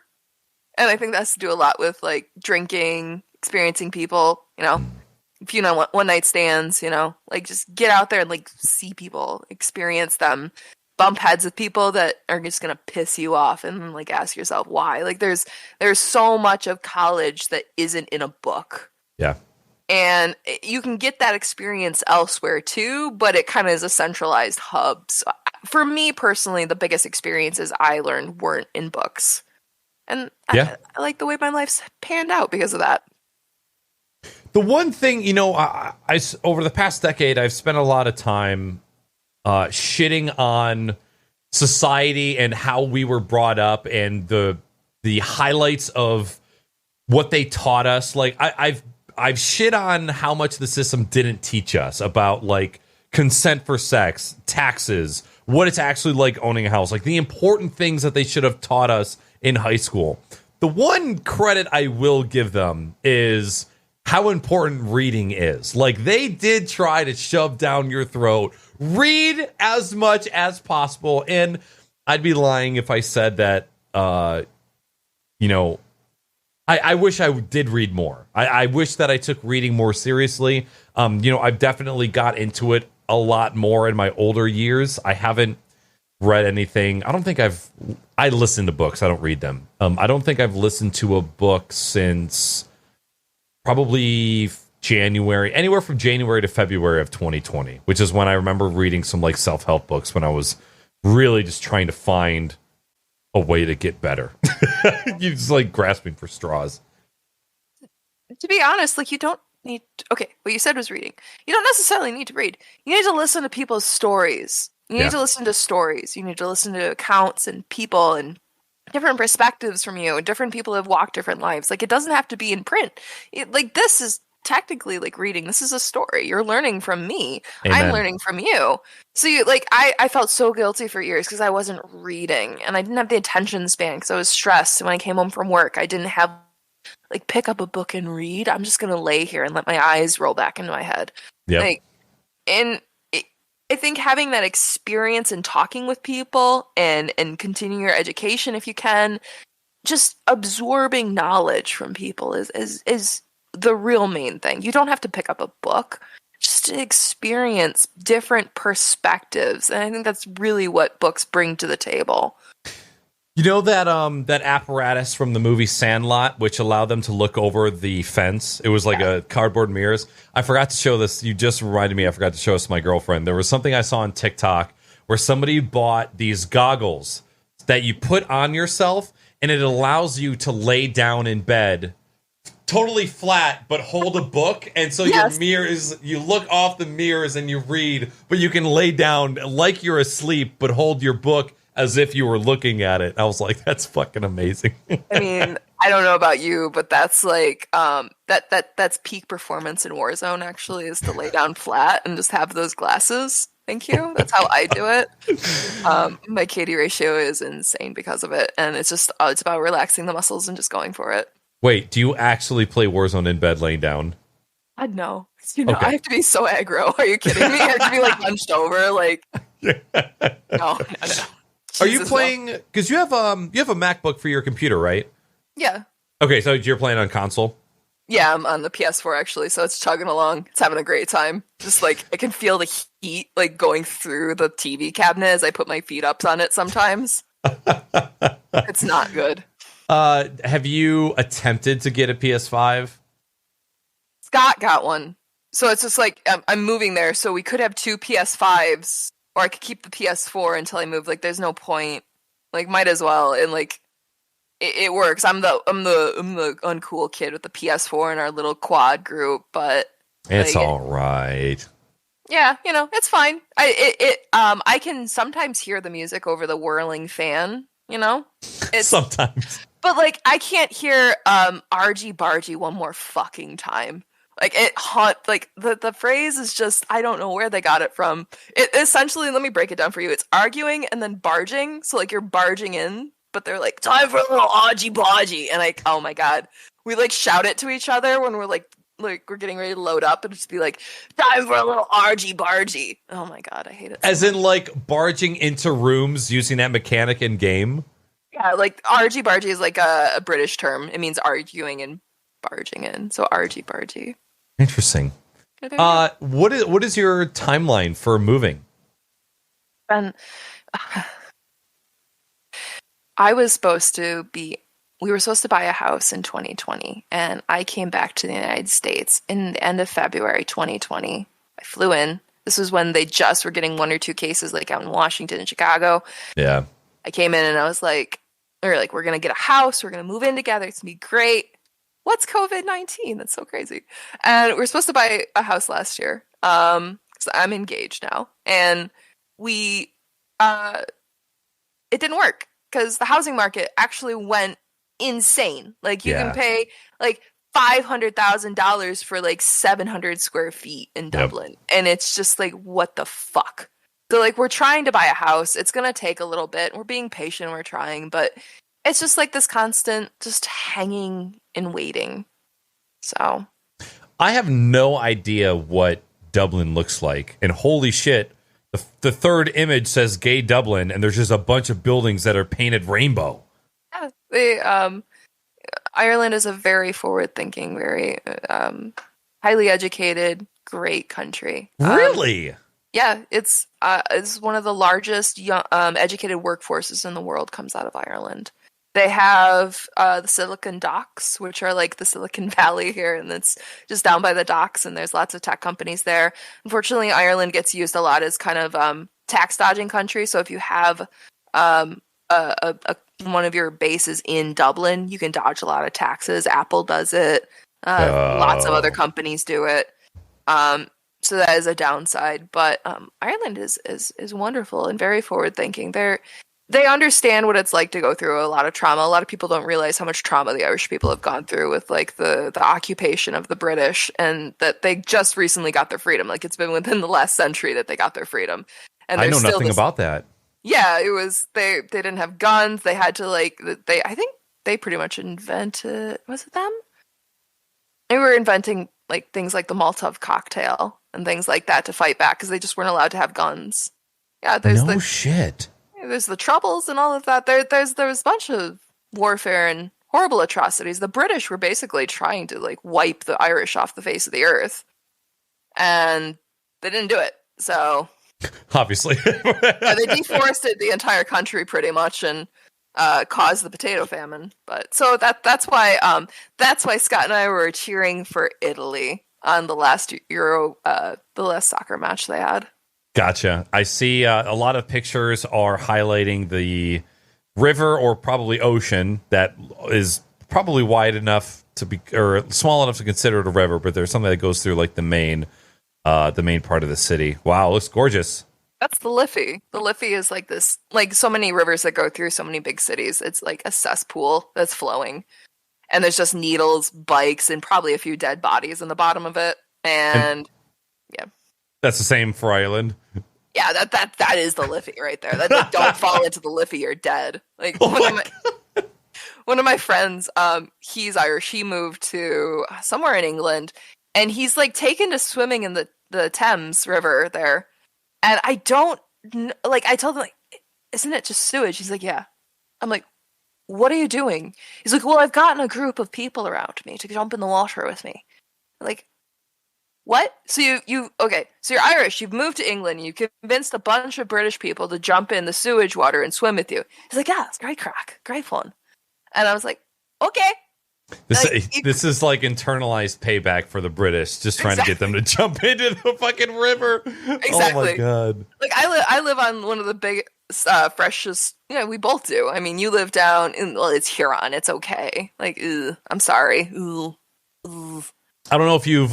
We tried to find a lake to travel to this weekend because we haven't been swimming all summer, and every lake or every beach is closed because of like contaminated water right now. Oh my god, yeah, we're running into it too. Like, because the water levels are so high, it's flooding the sewers. So we're dealing with that up here too. That does that have anything to do with COVID, or is that just other environmental issues that are going on? Because I don't remember this happening last year. So the Great Lakes are at an all-time high. I think they've come down a little bit from it, though. But they're so high that when we get a massive rainfall, the water table is so high that it just starts to flood everywhere. So, like, Traverse City was getting flash floods during 2020. It was one of the most terrifying things in the world. It was, like, right when we started lockdown, you have to wear a mask, you have to sanitize the groceries. I'm in the stage of the pandemic where we're sanitizing groceries. Oh, my God. That was the worst. I remember it being fucking, like, 30 degrees out, and I'm outside on our deck fucking wiping down groceries with a goddamn Clorox wipe.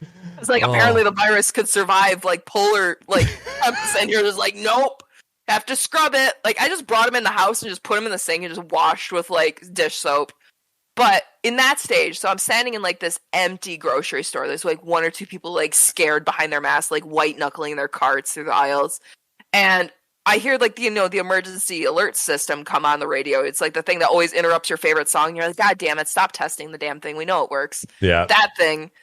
And I would, like, it didn't feel like a test. So, like, everyone's kind of frozen just listening in this dystopian world where we're wearing masks. We're, like, staying very far away from each other, and we don't know what the future is going to look like. And there's, like, flash flooding happening in Traverse City. I'm north in Sutton's Bay, and it was so scary. I don't know. It was just the whole environment. But yeah, it's led to a lot of contaminated waters and beaches you can't swim at. But you and Weenie should come up sometime and stay and come swim at the beach here. I swim at a private beach, and I just walk across the road. So we have a friend who lives in. I feel terrible that I don't know what city he lives in. I've stayed with him 2 or 3 times now. I've been, again, friends with him for over a decade. I believe he's 30 minutes south of Petoskey. He's very, very close. They call the tourists fudgies up there, if that gives you any idea of, like, what area that they're in. We call them fudgies, too. Oh, you do? Okay. Yeah. The fudgies. So yeah, he's about 4 hours, and he wants to get out of town, so he is coming down this way. But yeah, maybe we can this summer we can just come up. Yeah, I might. Well, I'm getting my passport Monday, and I'm gonna go see a man about I don't know, a house, because I've had to renew my passport, and I've sent it in May, and I've been waiting this entire time for it to get back. Oh Jesus! Yeah, so I'm vaccinated. I could potentially go to Ireland, but I've been held back by my passport not being renewed. Oh my God! Yeah. Oh God, it's been hell. It's been hell. So I haven't. Yeah, but yeah, I should be kicking around, or maybe like, yeah, we'll figure it out. We'll talk about it offline. Okay. You said Traverse? Yeah, I'm in Traverse City. Okay, gotcha. Yeah, there's a vacation area. I think we've had this conversation before, but there's a vacation area called the Homestead, which is like a vacation condo area up that way. And we would, in our later years, these were all like family gatherings. We would spend half in Homestead and then half in Glen Arbor. Just kind of just hanging out, and those always such good times up there. Beautiful areas. Yeah, that's in the Leelanau. I'm in the Leelanau too. I'm just on the other side, on the inside of the Traverse Bay. So like you're over on the Lake Michigan side. I'm on the Grand Traverse Bay side. Gotcha. Leelanau. Okay. Yeah, I remember. I remember always looking at your Instagram stories. You'd always have stories of just the earth outside your window. Like you would just record like whatever the hell was going on. And I was like, man, it just looks like such an awesome area up there. It's one of those like it's one of those places that are priced out of like our generation's price range. But it's wonderful. I mean, I have the view with the trees and Lake Michigan right out there, and the algorithm was begging that you needed to add things to your stories, and I didn't have content, so I was just like, I'll record 15 seconds of the window and just like cars passing by, and it became this thing where it's like you could watch seasons pass. Yeah. And it was really nice. So I started doing it more and more, and I'll just put on the song that I've like stuck on repeat in my head, or that I've been listening to, or something new, and that's what I do every single time, like every morning, pretty much. But I loved that. Like just as like I don't know if I ever interacted with any of them, but anytime I was scrolling through my stories and I saw you, or I saw you recording something out your window, I would always just sit and watch. I would just sit there and I would just ingest it. And no story that ever came after yours was as like calming or peaceful. It was a quick little Zen moment of just seeing what was going on, whether it was the snow or the waves or nature. It was a little pause moment for me. Thank you. That means a lot. Yeah, it's also a way that I can show my music that I love listening to people. Like, oh my god, did you listen to the new Tool album? It's so good. And like, just be like, I may put on there like Invincible on there so many times until people actually listen to the album. But I've just always done that, and I've been stuck with it. I think actually something I'm worried about is when I move to Ireland that I won't have a view, and I'll just like have to like post it at a wall or something. So kind of like this small selfish thing, like, can this place have a view that I can like just put my phone up for social media points? Like, I don't ask for much. So I had two friends that used to live together. They lived in Portland, and both of their views that they had, one of them had a camera that would face the window, and the window would overlook like a highway. And because the camera that they had, the headlights of the cars would bokeh, and you would just see slow traveling bokeh in the background of their camera. And I don't know why, but about an hour ago, I noticed some more fireflies outside my window, and I'm like, what would it be like for my view out the window to be 20 stories higher than it is right now? Like, what would that feel like? And I have only ever had a space on the first floor of a house, right? Like, I remember having a bedroom on the second floor of my parents' house, like way back. But, when you're 18, you don't look outside your window and contemplate your view, right? It's like, it's not, your view is not a priority when you're 16, 17 years old. It's video games and pussy, and that's all that matters. But actually, wait, I said 18, right? Yeah. Consenting age. Oh, I mean like that, yeah. Yeah. Well, the brain isn't developed fully at that point, so you can't possibly, like, you're so introspective, but like in the most unhealthy way possible that seriously you can't even like there's nothing out the window. The window actually, like, if it's dark out, reflects your own face, which is even worse. Exactly, you get to see all the acne. But yeah, I had like a quick moment where I looked outside, because I think you were talking about moving. And I don't know if you had said something about an apartment, but I just had like a quick memory flashback of what would it be like to live in I've never lived in an apartment, and I've never lived in like a high rise area either. So like to be able to just look out and have that view, and there's so many cons to living in a 20-story apartment downtown, but I wonder what it's like to live somewhere like that. There's a YouTube channel that I watch called Pro Home Cooks, and the guy's studio is in Brooklyn. And there's a part of me that would like to just go live in New York. Oh, yeah. New York City for like 2 years and then fuck off. There's no reason to do so, and it probably wouldn't be a great experience, but I think about it sometimes. It's like the sunscreen song. Does everyone remember the sunscreen song where it's the guy is just giving it's like, ladies and gentlemen of the class of 99, wear sunscreen. And if I could offer you one piece of advice, sunscreen would be it. And the rest is just a rambling something. I can't remember the rest, but it's just basically like this entire song, like this guy just talking into this like beat of just like, keep your love letters, throw away bills. But one of the things that he says is live in New York City, but leave before it makes you hard. Live in LA, but leave before it makes you soft. Interesting. Yeah, look, it's the Sunscreen song. Yeah, it's like this. It's really cheesy. They played it like at high school, but it's looking back on it, it was like, take care of your knees. Worry. One of the things that I really latched on as a kid was worry, but know that worrying is as good as chewing bubble gum to solve a math equation. And like things like that. It had a bunch of like just life advice through it. And that I thought that's something you were a little referencing there. But yeah, that's in the song "Live in New York City, but believe before it makes you hard." Like I think that there is immense value in reducing yourself down to a person to live in New York City. Like the sacrifices that you would have to make with your space, your car, your mental health, right? Like what would that do? And I wish that I had the luxury of like picking us both up and moving there and just like get rid of the car. Obviously working remotely would be a huge plus for this, but just exist in New York City. Like what the fuck would that be like?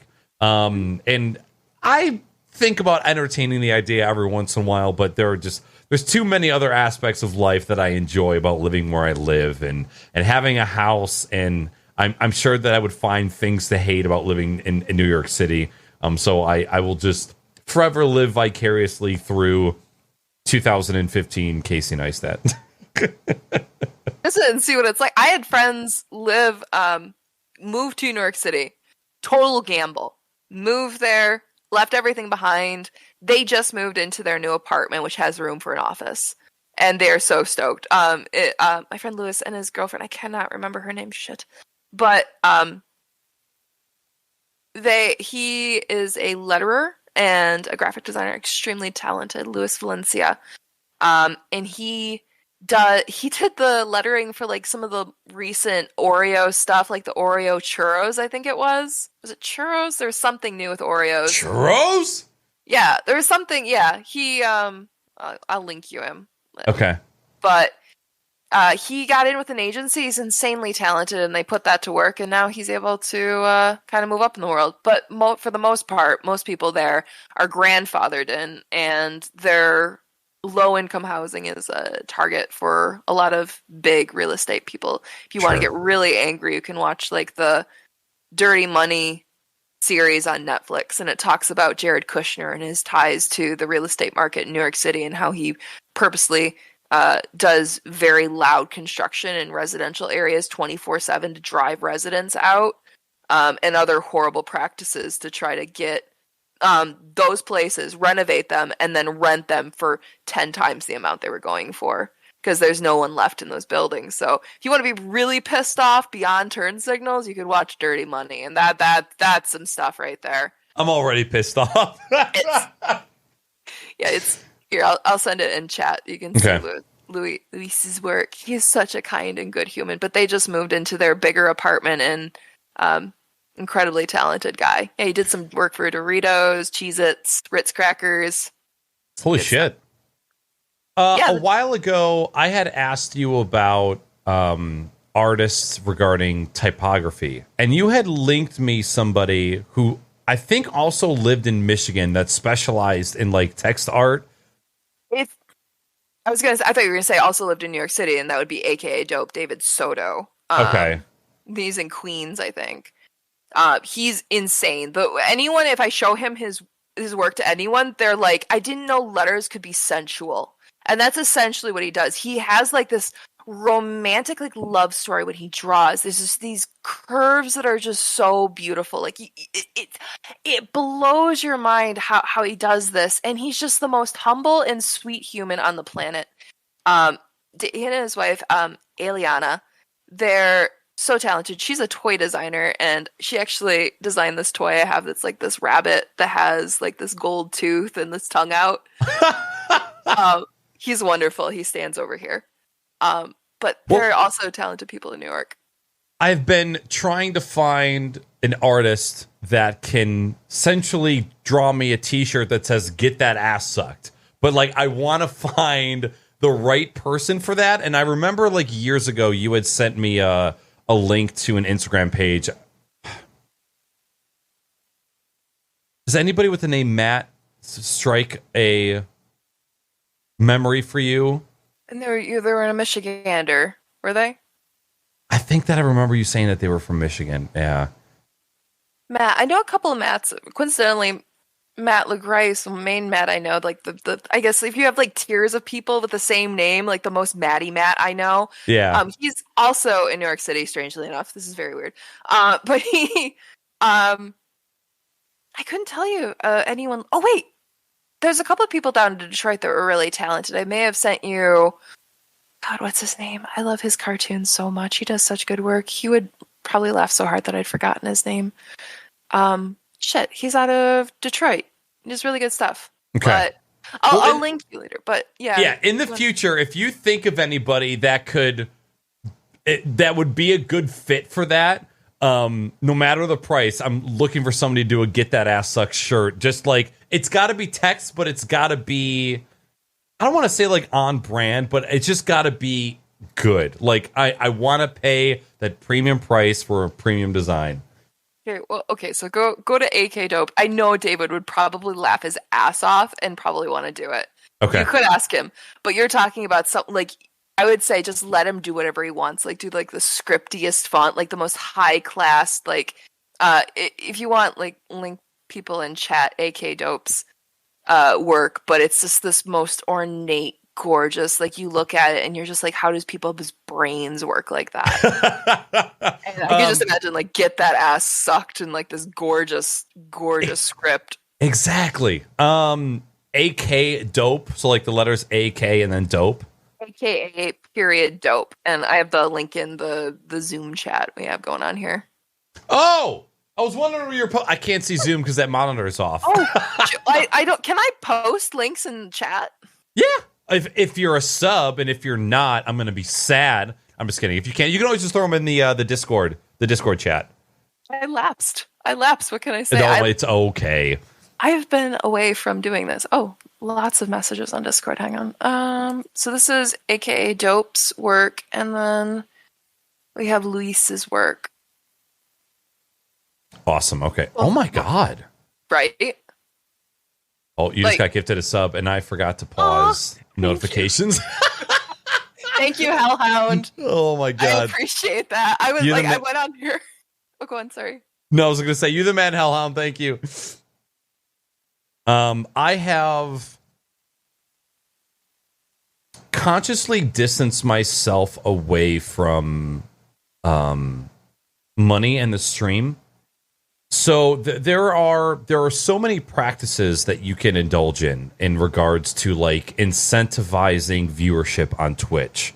And I have so far removed myself from those that it's like it's definitely hurt or stunted my growth as a creator, because like the job as a streamer is to like create as much interaction as you can, right? Like incentivize chatting, incentivize subbing, incentivize tipping, like come up with all these things that would make people interact with your shit. And that has just never sat right with me. And I've obviously indulged those ideologies of like trying to implement things to incentivize. But what I've realized after eight years of doing this is that is not the type of environment that I want to create. And when you say no to those things, it shuns people away, because obviously there are people who want to be involved with the community because the interaction was there. And I strive off of chat interaction, but when it comes to like trying to come up with things all the time to like keep people interested or keep people involved, that is the most draining part about creating content for me. Is like I have to incentivize things for myself to incentivize the people who are consuming my content. And what I've kind of done over the past like 6 months to a year is like reduce my content down to, if they can't come to your chat or if they can't come to your stream and just enjoy the content that you are creating, then they're in the wrong place. That pigeonholes you into an area. I'm not gonna lie, but the end result is like such a functional core infrastructure of people that actually enjoy the content that you're creating and aren't relying on all of these, I don't want to say gimmicky things, but they're like third-party things. They're like all of these extra things that you have to tack onto your content in order for people to like you for you. And that kind of kills me. I have so many thoughts on this topic. Unload. Oh God. I'm sorry for everyone who is pro-capitalism right now in your chat. The thing about the arts, creativity, like thinking of something outside of what you can touch, it's tactile, like what you do, what I do, musicians, whatever. It's really what you're doing is you're telling a story a bit and you're helping people make connections in their brain. And that's something that you really can't put a value on. And so that's why it feels really cheap when you're like, put clickbaity titles, you know? Like make sure you have a good thumbnail that like looks like it's more extreme than it really is. You know, it doesn't feel right. It feels dirty because you're lying. You are lying to them. It's not that exciting, you know? You get told to like post a certain time of day, use this amount of hashtags, make sure you share on all your platforms, make sure you're sharing people's work because they'll share your work as well. Like make it work in this capitalism system where we have to like constantly be working and grinding in something that isn't meant to be naturally like work and grindy. It's meant to be contemplative. It's supposed to be, you're supposed to take breaks from it. You're supposed to not be complete, you know, producing at all times. And I think that's the way for every career. You're not supposed to be producing it every time. But the way capitalism drives things is that you have to be better than your competitors, which means that you have to be doing better and better. And this is just something that accelerates further and further until the machine's eating itself. And that's where we're at right now. You're seeing people do the most extreme shit for views. You know, Twitch has a problem, you know, with like the nudity streams and all of that. And lots of men feel very jaded because they're not endowed with tits. They're not going to hop in a hot tub and make all their money. And they're very frustrated. But it's just the way the system is going because it goes to the most extreme because that's what's going to sell. Because that's kind of like where we're at. That's the system we've built up. So yeah, I agree 100%. I don't like it. I have friends who have like social media gurus and they're like, oh, you got to share your post in your Instagram story and you got to hide it so people click through and they like it. And now you got to do reels. Now Instagram isn't a photo sharing platform anymore. It isn't. Do not get me fucking start. Oh my God. It's so frustrating when like that kind of stuff happens because it's just like it's designed to compete. It's not designed to coexist. And when you do stuff like that, you lose so much value in a system. And I'm not saying like, you know, capitalism's entirely bad. It's not. Socialism isn't entirely good. It isn't entirely bad. There's tons of, every system has pros and cons, but this one is just in a stage where it's like people still refuse to look at it for what it is because they're taught that every other option is evil. So, yeah. Back to that evil talk. Yes. Yeah, there's when I'm going through stories and I see that it's a picture of their feed that's shared to their story, but there's a massive emoji that's covering up and it's like new post, click on it if you want to see it. It's like, oh, this is the worst part of social media. I did that once and I felt so dirty. I haven't done it again.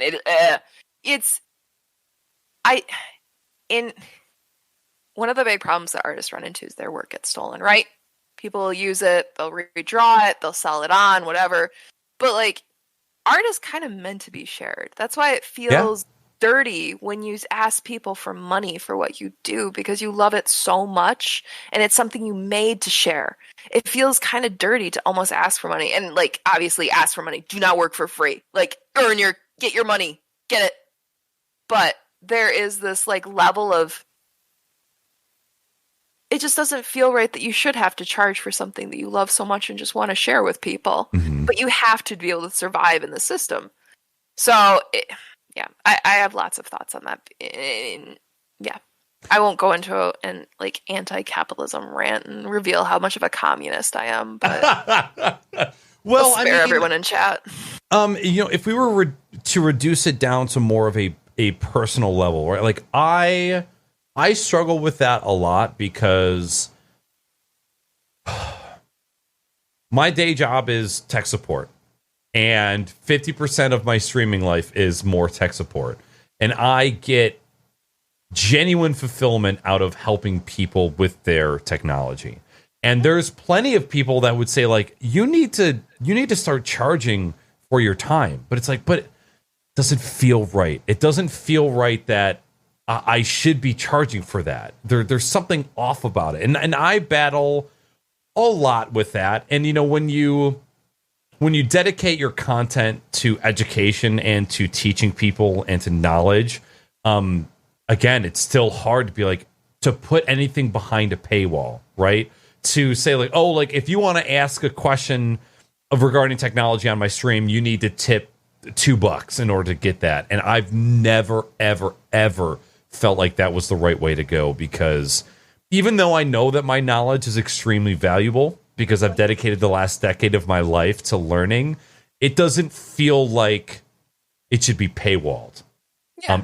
Even though it's okay that it is. And I'm sure that you go through the same thing, right? Like some friend just asks just for a quick design, a quick emote, a quick banner, and you're like, well, this is my shit, so absolutely I should be charging you. And I know that we've had the conversation about doing art for friends and family, and how that can turn dark really quick. Yeah, so everyone should, in a perfect world, everyone should just be able to use my art and riff off of it. It should. That's the way it kind of should be, because art represents ideas.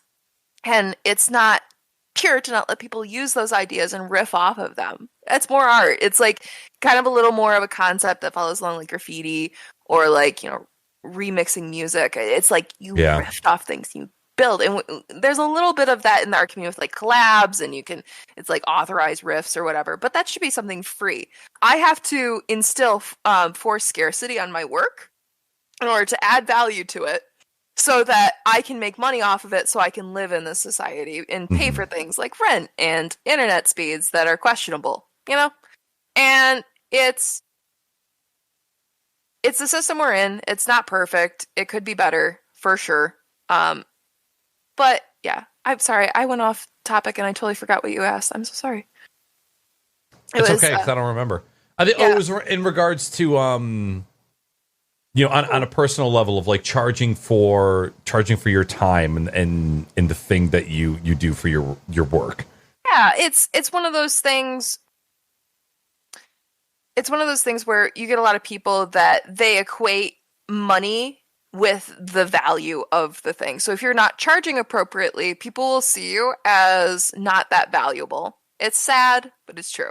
Yep. So if you don't charge appropriately, people will just kind of walk all over you and just use you. And there's a healthy balance there somehow. I need to philosophize more on it, but I fully believe in charging what you're worth for work, because you have to. But there's lots of people. It's funny you said quick job, because it's one of my red flags. If anyone ever says to me, I need something done quickly, I don't work with them. I don't work with them because they don't understand what it takes for me to draw for to design things. And it's not just a quick thing. When I hear, it's just a really quick thing, I hear, you shouldn't charge this much because I'm not asking a lot. I think I'm not asking a lot. And that's actually, I've written a huge article on red flags, and that's like at the top right there. So that I stay far away from that. That is the quickest way to show an experienced person how little that you know about like that particular realm. It's like, oh yeah, no, I just need to sound like super quick. Oh, you charge that much? Like what? There are times where I have gone out to find artists for emotes. And then, like, they'll show me their work, and I'll be like, cool, how much do you charge per emote? I'm like, like $5, $10. And I'm like, what the fuck do you mean $5? Do you see the work that you are producing, why is every one of your friends not going, Melissa, $30 an emote? You need it. Why are your friends not hyping you up to the point where you are overcharging? And I'm sure that's like a whole nother conversation, but I think that there is a super weird stigma in the art Twitch community where like emotes should be super cheap. They're quick. They're super small and they don't take a lot of time at all. Yet they're the reason that people pay a streamer money in order to like adopt a part of that culture into their life. Emotes they're valuable as immeasurable to me. Like it goes way past just the art. Like that, you could even bring in the conversation about copyright-free music, like and the music industry and all of that. Don't even get me started. That is a rant. I know you have thoughts on this. It's like how my art. I think people should be able to use my art, but I can't let them because I need to make my art valuable and hard to use. So you have to pay me in order to use it. But in like a society where we're sharing ideas and experiences and like building this world where creativity thrives and it doesn't have those boundaries of like it needs to make money. That's why it kind of feels wrong to charge more than $5 an emote because you love it so much. And you love it when a streamer comes to you and is like, hey, this is my brand. I'm building it. I'm really excited. And I'm happy with the stream. And I've come to you for photo or illustrations, these small little emotes that my followers are going to use to communicate with me. And this is going to be such an intimate and core part of who we are. How much will you charge me? And you look at that person, you're like, how much are they paying in rent? Like, how much could they afford? Like, they're paying for food. Like, how much are they thinking? I want to make them that thing, but I'm so scared that I won't ask enough. I'm scared that they won't treat me well if I charge too little, and then there's so much going into there. That I think that we should be able to use people's music. I think it's free to use people's music. I think that people should be able to use art. I think it should be that way, but you can't because we need forced scarcity because we need to get paid as creatives. Thoughts have a price now. Information has a price because that's how if you don't charge for it, you'll just get eaten up by the system. You won't be able to pay anything. So, and correct me if I'm wrong on this. I feel like as a creator, there's a difference between like when I want things to be shared, like in just your like general art. Do you see that there is a massive difference between a client hiring you and you creating a piece of art for that purpose, and then somebody stealing that, other than you just putting out art in general and somebody getting inspired and taking it and remixing it? Okay, so it depends on the licensing to my client. For example, my normal licensing to my clients is that I don't let them have the copyright, meaning they can't edit my work, they can't sell it on, they can't destroy it, they can't use it for other purposes. I maintain copyright and I get the final say where my art goes. But they get exclusive right to use, which means that they can use it for an extended period of time, whether it's for eternity or for as long as their company exists or for 2 years, depending on their price point, that they can use this piece of work. Now, if I give them that, I have to protect my copyright. If anyone steals from me this piece, I have to be like, hey, no, only these people are allowed to use it. Please stop using it. Cease and desist. And I've had to do this both. I had one guy steal a logo I did. It was very frustrating because again, I want people to be able to use my art. I want it to help them in their lives because life is drastically improved by other people having better lives. Imagine that. If when people around me thrive, I have a better life. Fantastic. But the one thing I can't abide by is in the society, somebody using my work for free, where I can't make a profit off of it because that's not lucrative. And if it keeps happening, yeah. So it's difficult if someone steals client work versus my work because I get to decide how much energy I go into it. With client work, I feel obligated to have to go after it because those people did not pay for a license and my clients did. Right. So interesting. Okay. And I've had that happen a lot. Like, if you go on like Google Images and you look for Spirit of Detroit line art, there is a vector that I created that everyone thinks is free. It is not. and I've had it for sale on like Etsy and stuff like that, and it's been rough, but this guy stole it. Well, these people stole it. They put it on free PNG websites, and now people just download it and use it in their art, and I can't. I've tried contacting them.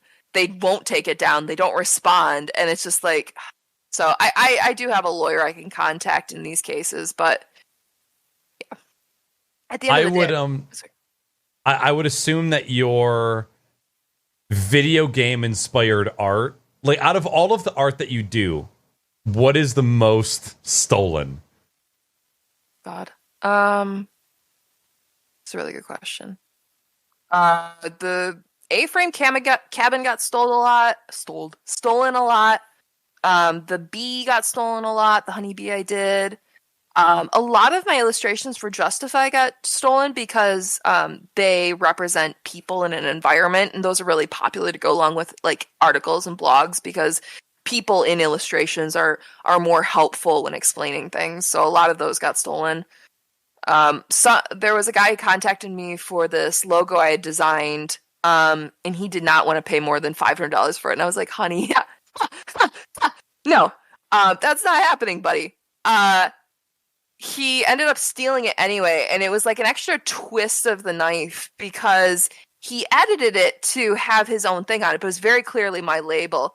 And one of my qualms with the marketing industry is when they use women to sell things like big booties and tits and like soft skin and like, oh, a kashi bar or something, you know?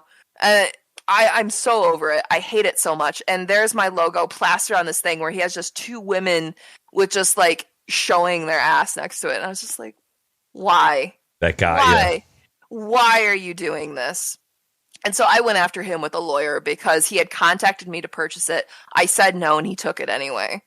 So that was a boundary thing where I was like, okay, buddy, now it's personal. Yeah, this is mine. I can't imagine what that's like. I am the annoying friend or streamer acquaintance that would, if I'm hanging out in a stream and I see something taken, or if I hear copyrighted music, I just spam DMCA in chat, like DMCA. And it's part of it is I've only had a couple instances where something that I've created has been stolen, and especially when it comes to music, I don't think that it's right that people can just say, well, I have an emotional attachment to this album or to this band, and I want to be able to listen to it on my stream where I monetize, and just like, and not have to, like, there's this weird ownership / obsession with music where people feel like, well, because I grew up with this music or because this is my favorite band, like, I have the right to do with it what I want. Like, it's just music. It's just background music. And that bugs the fuck out of me, because in the same way that we were talking about, people equate value to the end product and not any of the experiences that come before then. And like, if you think about all of the things that go into making a song or into an album or into an art piece, there is so much shit, so much value that cannot have a dollar sign put next to it that is just kind of ignored. And so I feel like even as a non-musician, whenever I see people that just like are blatantly taking music and then monetizing their own content using it, kind of irks me a little bit.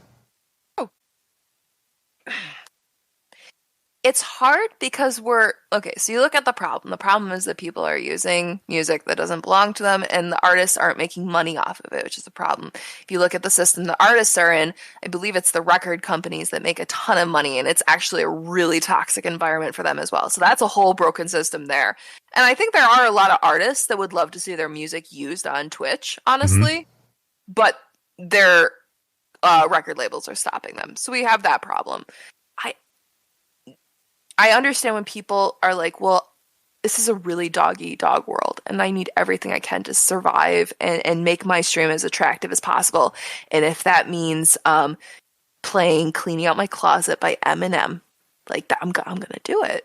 And it's understandable because we're all desperate to get ahead, because no one wants to hear the dead void of our voice with some sort of like copyrighted music playing in the background that you feel like everyone else has had playing in their stream too, so you're just one of them again. there's a lot of emotions there because music is very personal. Because you hear a song, you're immediately transported back to like where you first heard it, or like when you listen to it the most and everything. And there's like so much. Like I remember, oh my God, watching you play "Getting Over It." Oh my God, that was amazing. I remember staying up. It was like 4 a.m. in the morning, and it was like you were like delirious, and like you finally just started floating into the sky, like bouncing off the asteroids. I remember like we played we played Eminem. We played like the songs about falling, like Free Falling by Tom Petty. And I just remember you losing it. And it was like, that's wonderful because music's a place we all connect. Like, you on an Eminem kick, like everyone can sing like the real Slim Shady Please Stand Up, like everyone has that. There's the what else, like God, I can't remember the name of the song that's City Girl and a Country Boy or whatever on the train. Took the midnight train going anywhere. Oh, Journey. Yeah, Journey. Yeah, that song. Everyone will belt that out. Like, there's something beautiful. And like, when people are really scared to make connections, that's a really easy place to make connection is music. You can talk about that. So, like, a lot of people, like, they are scared sometimes that maybe they can't make the right connection with people because they can't use the music and they don't even know where else to begin. That could be a lot for a lot of different people because it is such an intimate and connectable part of being human is music. Sure. And I think that it's a lot. It again feeds into, I believe that creativity, and the books should be free. I think ideas should be free. You should talk to people and like you can share my art and riff off my art and like make art from my art, like because that is art, And it's not conducive for the system we live in, which is why it feels dirty, which a lot of people are really emotionally hung up on it. And this is like creativity is one of the places where you see that happen a lot, whether it's stolen art, stolen music, or whatever. So yeah, there's thank you for coming to my TED Talk on that. No, it's one of the main reasons why I have people on. It's because I love having the TED Talk discussions. Because, I'm sure that you've experienced in your isolation, you can subconsciously create your own little echo chambers without really knowing it, and getting out and talking with people and going into depth within particular conversations really opens things up and opens up my mind. And, what's crazy to me is that sometimes I feel like I only experience these conversations when I'm here experiencing them, right? Like I only have... My experience is limited to these 2 to 3 hours where I'm actually talking to somebody, when really like the influence beyond this conversation is like, I can't even like, it's so immense that I can't locate it. Like these conversations, I keep talking about them in the next conversation that I have, or I keep thinking about them. There's so many conversations that I have that just carry with me beyond. And that to me is like one of the most valuable parts of being able to sit down and chat with people that normally I would never do so. Yeah, it's so important. We have this gift of communication as humans, and like our parents didn't really have it, or if they did, it was like the most unhealthy ways, like silent treatments and bouts of anger and alcoholism and whatever. And you get to a point where you realize that art, music is communication, and just having good communication is so healthy because you can see things from different perspectives. You're getting the whole of the thing. It's like when the blind men feeling the elephant communicated that they were touching the same animal. They learned more about it. I did a bit of interviewing on Instagram. I live interviewed other artists and designers, and it was one of the biggest growth periods of my life outside of 2020. Because I got to hear so many varied stories. I met one of my best friends on there, and he like told me, like, we got really drunk and we opened up about like all the horrible things that happened to us and addiction and things like that. And it all came from talking with people, and it was amazing. We do have a common theme that we seem to be circling back to. I will say that the callbacks in this interview are very high quality, and I hope chat's appreciating them. I can't see chat, by the way, so if you said anything to me, I'm sorry. I'm not ignoring you. I'm just staying focused. No, the chat knows that this is not a chat interaction show. Like, they know that if they're here to just listen. You pussies! Know your place! No, sit down. Yeah, sit down and listen. And that has that's always been kind of like a staple of this show is learn through experience, learn through other people's experiences, which is why like I see the people that come into chat when it's not involving Twitch, or like when I have conversations with things that aren't streaming related. I see the people who show up and say what's up, and it shows me what kind of people they are. You know, they're willing to show up to listen to fucking Naaackers and somebody else just hash out some conversations. It shows me that they value the experiences of other people and are willing to open an ear. And when I see those same people come back over and over and over, it brings me great joy to know that those are the type of people that I've surrounded myself with. And again, like going back to not incentivizing things, like there is no incentive to come here and listen to this conversation. There's no interaction. There's no thank you for subs. There's no gifts. There's no giveaways. And yet people show up. And like that is the most fulfilling thing to me. And that is what I just continue to build on. That is incredibly difficult to try and convey to newer streamers or like newer content creators, is like there is life in content beyond the incentivized, like the capitalism parts of streaming on Twitch. But I also know that there is value in just letting people learn things as they go.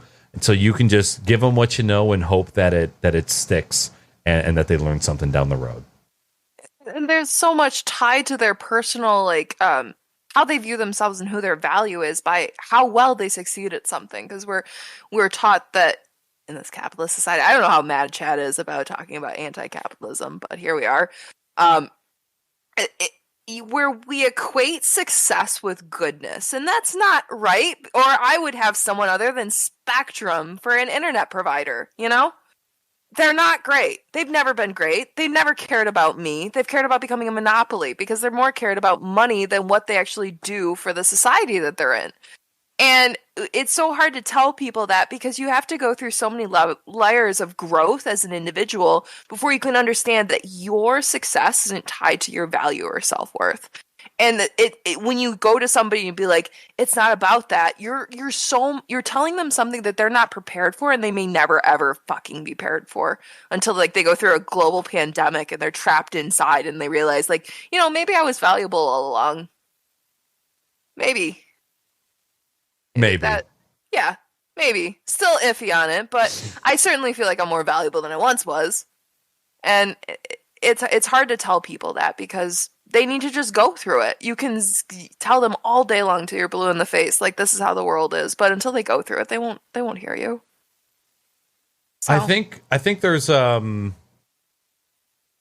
think it's really cool to be able to watch people grow through that. Like I think one of the cool parts about being on Twitch is you get to see that growth in people because so much of their life is, I don't want to say exposed, but available to see. Like there is so much of a person that is out there to be seen when you're a content creator. And I think it's a small byproduct of being a fellow content creator is not only do you get to see people grow, but you get to also grow up with them. And then with that, you also find the people that you vibe with the most because you see who values what part of life the most compared to like to other things. You're like, oh, I vibe with this people because they have the same morals or ideologies that I do. And I think there's a crazy amount of value in that as well.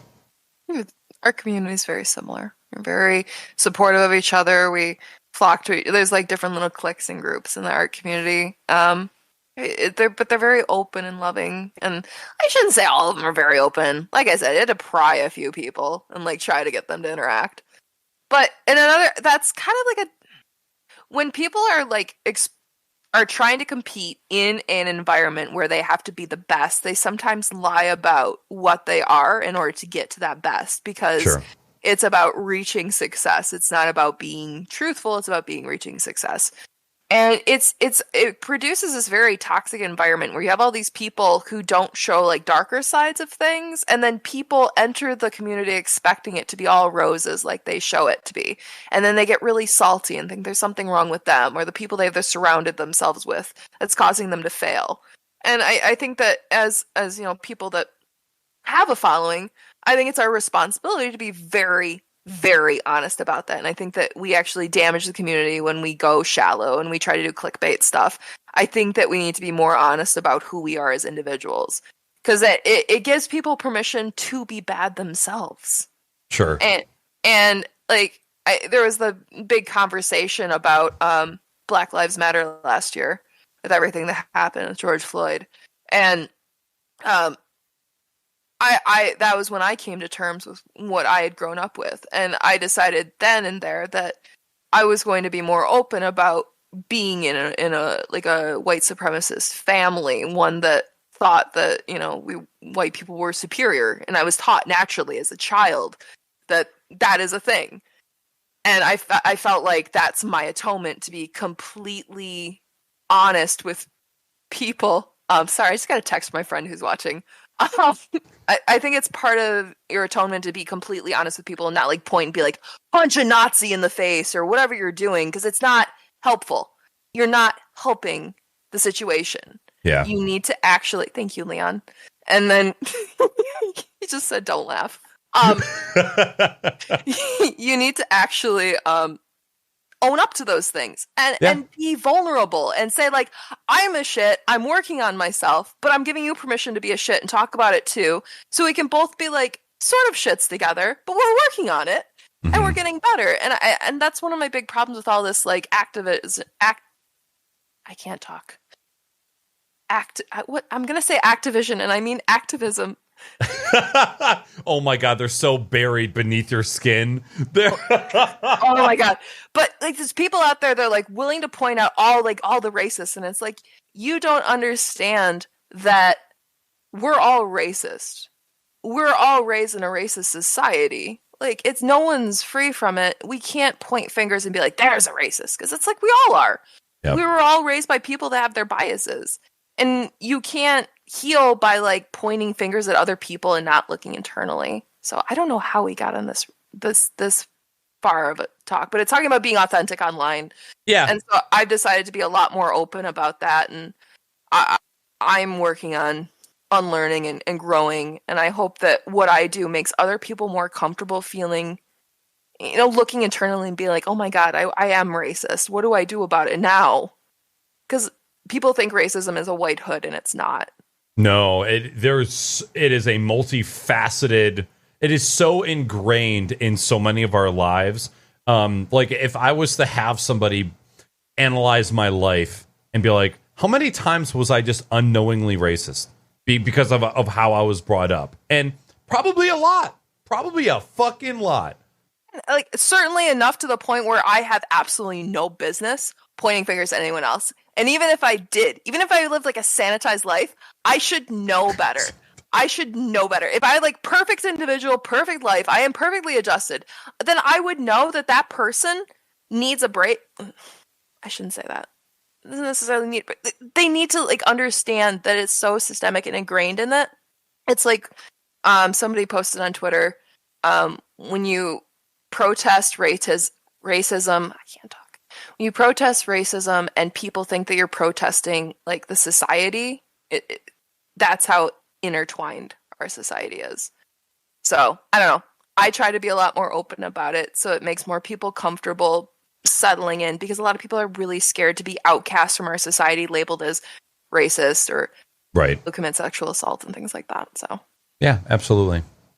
So that's how my approach to social media, and I plateaued at 12.2 thousand followers on Instagram, and I just watched it fluctuate between like 12,252 followers and 12,230 followers, just like back and forth. I'm like, that's fine.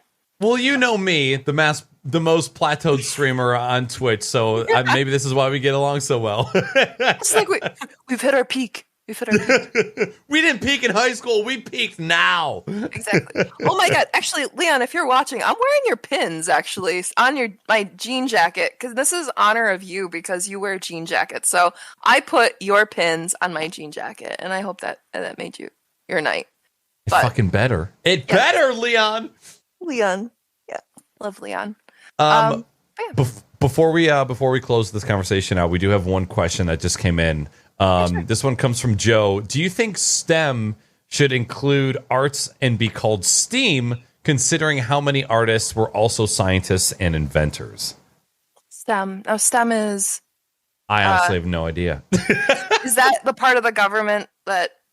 Oh my gosh. Oh, wait. If you want to clarify STEM, sorry, Joe.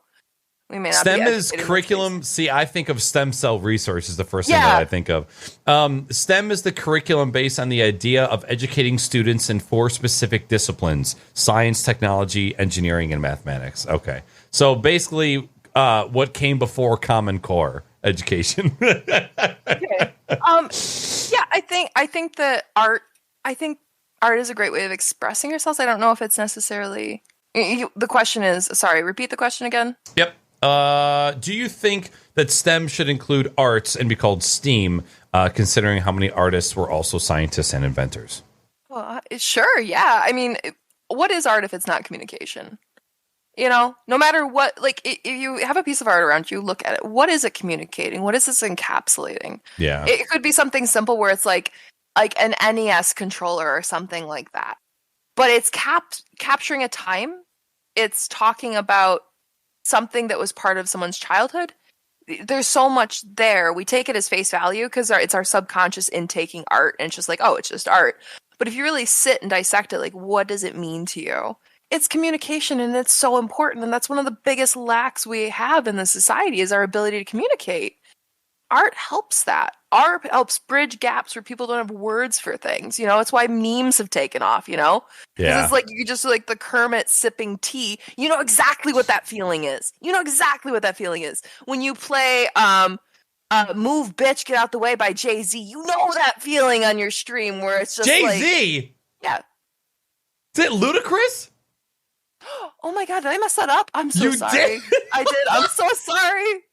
How could you? It's embarrassing. You know, you bring up a great point because, like, how many of us in chat could say, yeah, I had a teacher, like a music teacher or an art teacher growing up where somebody said, like, oh, that's Miss Maple. Like, she's artistic. She's out there. She's a hippie. There was this weird stigma growing up that, like, the creative departments of high school and college were like the free thinkers or the artistic or, you know, the expressive, when it's like, no, they were onto something that we should have been on like way back then. Yeah, and it sounds, oh God, like I hate the way I sound when it comes out of my mouth because I used to be such like right wing and like women belong in the kitchen, like that level of like internalized misogyny and all that fun stuff. Yeah, I was raised that way. I was kind of trapped in it. That's why I went complete opposite. I'm sure you were kind of like that too with your 7-day Advent. Gender wasn't really, well, okay. I say that because growing up, it was like all of the ranks of Jehovah's Witnesses leading up, they were all male dominated, right? But it was never like suppress women. It was just elevate men, if that makes sense. Where it's like we're not actively trying to suppress women, but we're doing so by also only focusing on the men around. It's a quiet prejudice, like a lot. Like there's that quiet prejudice in racism in cultures where you're like your family isn't actively racist, but you know they do things that you know that are just like I think that might have been influenced by something that isn't quite fair to that individual. And I have a lot of internalized misogyny. I was taught that women were second-class citizens. We all were, you know? It was just like, oh, she's like, don't go near her. She has cooties. You know, that was something. Like, you can't be friends with girls. Girls are weak. You throw like a girl. You run like a girl. You oh, you want to play with horses? Ugh. Like, there's things like that where you're like taught, and like women take this different ways. You can either be like the perfect woman, and maybe you'll be like the highest tier of woman, and they'll like make you their wife, and then you can have babies because that's your dream, is to have babies, right? Yeah, you female, that's all you're good for. That's what we were taught.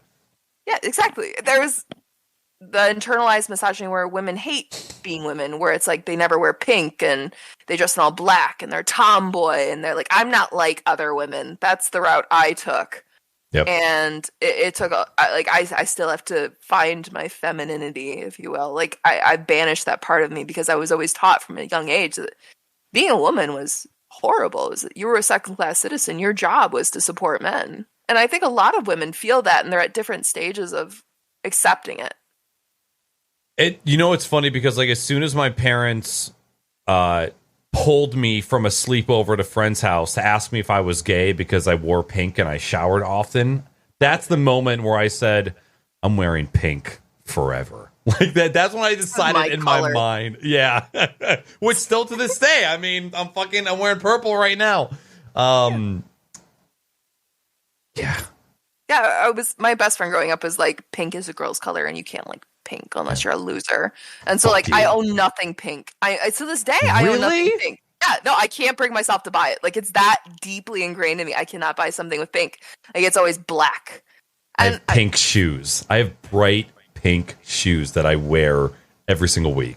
Oh, there you go. Yeah, I don't. I love them. You will one day. I will help you. I can help. I hope.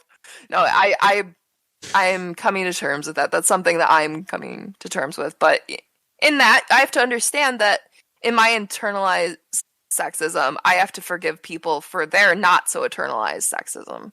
Yeah. Because I have a lot of growth to do. So I try to do that. We got off a tangent. I'm so sorry if I didn't answer a question. That is the point of this podcast. That is literally the point, is to just go off and not pay attention to anything else that's going on. Like latch onto a subject and just go in that direction for as long as we want to. I typed out 1, 2, 3, 4, 5, 6, 7, 8, 9, 10, 12 questions that I was like, okay, out of all of the things that I want to ask, these are the questions that I would like to get answered. Mm-hmm. We didn't hit a single one.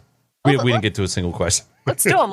Rapid fire. I can do it. There's no way. Look, okay, listen to these questions. How did we meet? How did you get started in art? How did you find your style? Those are all like 3 hours worth of discussion right there. And I don't want you to compress those. Like I want to dive deep into each one of those subjects. So don't even start. I met because I was watching your stream because I think Rock Lobster was hosting. So I met you that way. You remember the first game? It was Mario. No. Yeah. No. You were going through a tunnel of something and you were collecting. You kept falling. I think it was Mario. Super Mario Galaxy. Yeah, Super Mario Galaxy. That was the first one I remember. 2017 or 2018, somewhere around there. Yeah. Maybe long time. Yeah. No, I remember crying out. Like it was, I think you actually, like, might be a little TMI, but I think I may have peed myself laughing for the first time in my life watching your stream. I was crying, like actual sobbing tears. And I think it had to do with the stupid, like, it was either like Jack 2, you trying to like drive. Oh my God. I was dying. Most traumatizing game, Jack and Daxter 2 on stream. God, just you get into the little speeder and like the little, like the jumping motion that's like kept repeating, and you were, oh my God, that was funny. There's actually a highlight video that's only Jack racing. It's like 4 minutes of me just losing my fucking shit trying to play that game. I hate Jack and Daxter so much. I hate that somebody recommended it. I hate that there were so many people that grew up loving that game. I despise that fucking game. I have like the soundbite of you running into other cars, other speeders in my head. Like I can hear it right now. And just like you like, God damn it! Oh my God. Tears, like, and I felt bad because like, I knew you didn't want to be like the rage streamer that was gonna like rage quit and like break a controller. But it's like so many people come to this platform just for that, and I think that I wonder, why do you think people come to Twitch to see people rage? So I think that there's a certain comedic factor to it. Right, there is some people who, when they rage, they're fucking hilarious, and then there's other people who their rage, and you're like, oh, they're this angry all the time. Like this is who they are. Their personality is rooted in anger. So I think there's an aspect of it where it's like people are so funny, and people just like seeing other people fail. Right, there's a certain aspect to that as well. I think that's a multifaceted thing as well. I think there's so many different reasons why people come to Twitch. Just seeing somebody get angry over something is just like a small fraction of it. I'd be very curious to know what it is, because it's kind of similar to like, why do a lot of women watch true crime? Like, especially women who have experienced some form of assault. Like, they tend to, like, for some bizarre reason, be like, you know what I want to hear more about? Raping and murdering. I'm very into that. I need to hear about Ted Bundy and everyone like in line with him. I need that in my life. And it made me think for a really time, I'm like, why am I watching this? Like, I feel like this is so toxic especially for what I've been through. Like, this is not good. But what is it about it? I can't look away. And I've stumbled. I think that I've come to why people do that. And I think it's people are dying to know why bad people do bad things, you know? And and so we're drawn to this because we want to watch the spectacle, because we want some sort of insight into why. And one of the best documentaries I ever watched was Crazy Not Insane, and it gets into the why. And it's absolutely fascinating. I cannot recommend it enough. It's about a psychologist who interviewed serial killers, murderers, rapists, everything, and she finds out all the trauma that's happening. Like, I swear to God, do not watch it with sensitive family members. Do not watch it with kids in the room. It is a rough watch, but it is so good, and it's so insightful to how people function, and it's how people cope after extreme trauma and how badly that coping can go. And it's a level of insight that we're not often given because it's not pretty to look at. And it's so important to understand what people go through and giving that compassion and that grace to others. Absolutely. Yeah, that's there's things that my girlfriend will watch, like, again, things about like plane crashes or like natural disasters or murderers, and I'm like, why are you watching this? Like, what compels you? And she will probably have some of the same feelings that you have expressed tonight as well. We want to know why, like the plane crash, like who fucked up to that, like that happened, like what happened, who survived, like was it survivable, did they make it out okay, what kind of trauma were they left with? Like, there's so many things like our brains want to like unpack from that. Yeah, the curiosity. Mm-hmm. So, and I wonder, I haven't quite figured out what draws people to rage, but I know it makes me laugh so hard. Oh my God.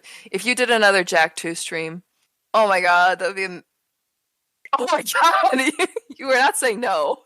Okay, so being somebody who has pivoted away from gaming content, the Getting Over It era, the Jack era, the playing Skyrim on stream, like those are moments in time that make me wish that I was a good video game streamer. Like those games make me wish that I could be a successful gaming streamer. But I know that is not where I will be my best and strongest. But I look back at like the Getting Over It, those two streams, it was 8 hours and then 6 hours, 8 hours the first night, 6 hours the second. Those are two of the best streams that I have ever had. Just the energy from chat, literally and metaphorically climbing the mountain and conquering it, was just like one of the greatest fucking things ever. And like finishing that game, looking up, seeing chat absolutely pop off. Again, like just one of the greatest things ever. But I am forever grateful for those memories on stream. I always admired that you had is it Bozo? Is it Bozo the Clown? What's this? Yeah. He always became like this kind of safe space where you could get really angry, but it wasn't you.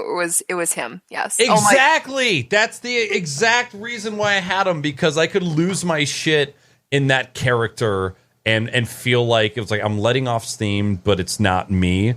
But But that's also like a dangerous place to exist, because then you kind of relieve yourself of ownership or responsibility for the things that you say.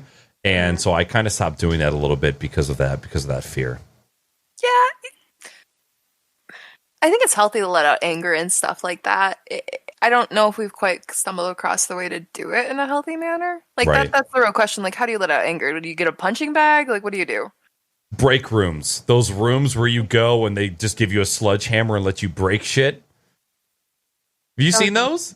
No, but we talked about doing. I worked for a company, very loose term for a motorcycle gang that just took old electronics and broke them down. I worked for an recycling place, so we recycled printers, computers. So I know how to break down shit. And we often use golf clubs. We often joke that we could charge people by the hour to just come with the golf club and break shit down to like tin or plastics or whatever. And I guess they really exist now, because we should kind of make those. That would be kind of cool. 100%. Imagine like you build into like the recycling system break rooms, but it's like for electronics recycling. So like they break things down, but then you can like use that energy and actually break down those electronics for recycling, so you don't end up with them in the landfill. That'd actually be kind of a cool way to game the system. I'm sure there's things to work out in it, but that would be cool. Come save the planet and break shit. Yeah, like just come yeet this computer. God. Like, oh my God, I remember like taking a golf club to computers and just like, oh God, printers. I fucking hate printers. And just printers. Is it like the forklift and just like smash the forklift down on things? Like oh my God, we could just like throw things onto the cement floor. That was like a job where you could like smoke inside. So like always had like a cigarette hanging off my lip, like clipping the ends off cables, because we were like stripping them and like sending them in for like copper or whatever they were. Yeah, are you still smoking cigarettes? I quit nicotine during the pandemic. So did I. Let's fucking go. When did you quit? March of 2020? March or April, or on there? I quit November, so I was like deep into it, and I was like, I've had enough. I'm quitting. So I have a friend. I don't think that he's watching right now. He's one of my mods. His name is Salty Sam, and he is a $200 to $300 a month in cigarette smoker at the moment. He's been smoking for like 10 to 15 years, probably even more. If you were to give like any sort of helpful advice to help him begin to kick that habit, like what would you say? Is he accepting advice right now? Yeah. Okay. There's a book. Apparently, there's this book that you read, and it just makes you quit smoking. People swear by it. I don't know what it is. I've never used it, but I've just heard the book actually encourages you to smoke while reading it. They're like, yeah, light it up. Don't worry. Just read the book. And it just like, it talks you out of smoking. It's bizarre. This is what I've heard about this book. I can't remember the name of it. Maybe someone in chat is shouting it. But like, there's this magical book that you just read it, and it's weird. It's failed for like one person, I know that, but like one of my buddies, he was a smoker for like 30 years or something, and he like was able to kick it with this book. Cold turkey. Yeah. If you remember the name of that book, or if you do any looking and you find it, please let me know and I'll pass it along. Yeah, I'll ask Scott. Scott's still addicted to nicotine, but he's vaping, so it's a little better. But is it? Like, is it a lie we told ourselves? Was it? I think it's a lie we told ourselves. Seeing the medical stories come out now, and all like of how like cigarettes are at least regulated, right? Like when you buy a cigarette, you are getting tobacco. When you're buying vape liquid, you don't know what the fuck you're buying. You don't know what's in there, what chemicals, who made it, who cut it, and it's terrifying. I still think about smoking things every fucking day. I miss it so much. There are times where I just want to sit here and like, can somebody invent vapor that I can just smoke so I can have the enjoyment of smoking something without actually smoking anything? Like all these years, nobody's come up with it yet. I know, like just something. Like I get that it's. Well, I started smoking when I was 16, right? And then I kicked cigarettes around 23 and switched to the vape, but I never was a big pot smoker, and then I started recently because it's just it scratches a little bit, and also like I'm isolated. I've got nothing else to do. I just wrapped a project, and I'm paid for a while, and I won't have to worry about money for a bit.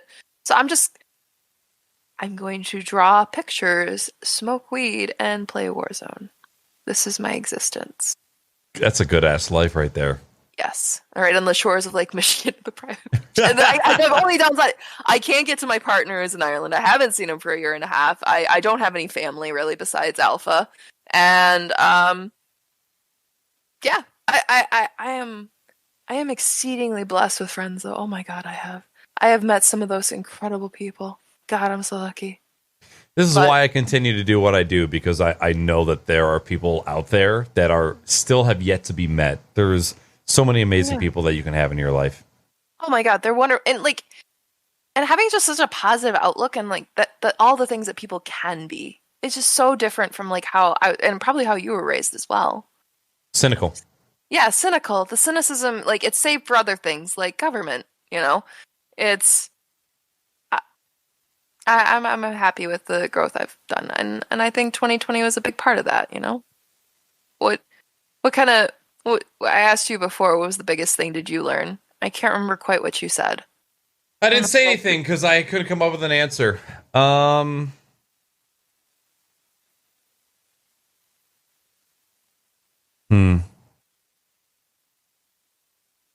I had started 2020 already going through so many changes. So it almost feels like personally 2020 wasn't all that much of a change because like I had already self-inflicted change at the beginning. Like a January of 2020 was when I started waking up at 4, doing meditation. I was jogging, like every minute of every day was around self-help, like self-improvement. You went overboard. Like, did something trigger that led to? I know that you were going through a really tough job, and I remember the video. I don't remember quite the exact contents, but I know you had gone through some shit and you had enough and you had a breaking point, and it was time for a change. And you just swan dived into all the change: meditation, 4 a.m. wake up, jogging, exercise. Yep. You probably did like some spirulina blended shakes or something like that. I didn't. There was no herbs, no oils. I mean, I was making smoothies, just like taking fruit and vegetables. Yeah, smoothies. I went deep into it, and I'm grateful because I learned a lot in that time. I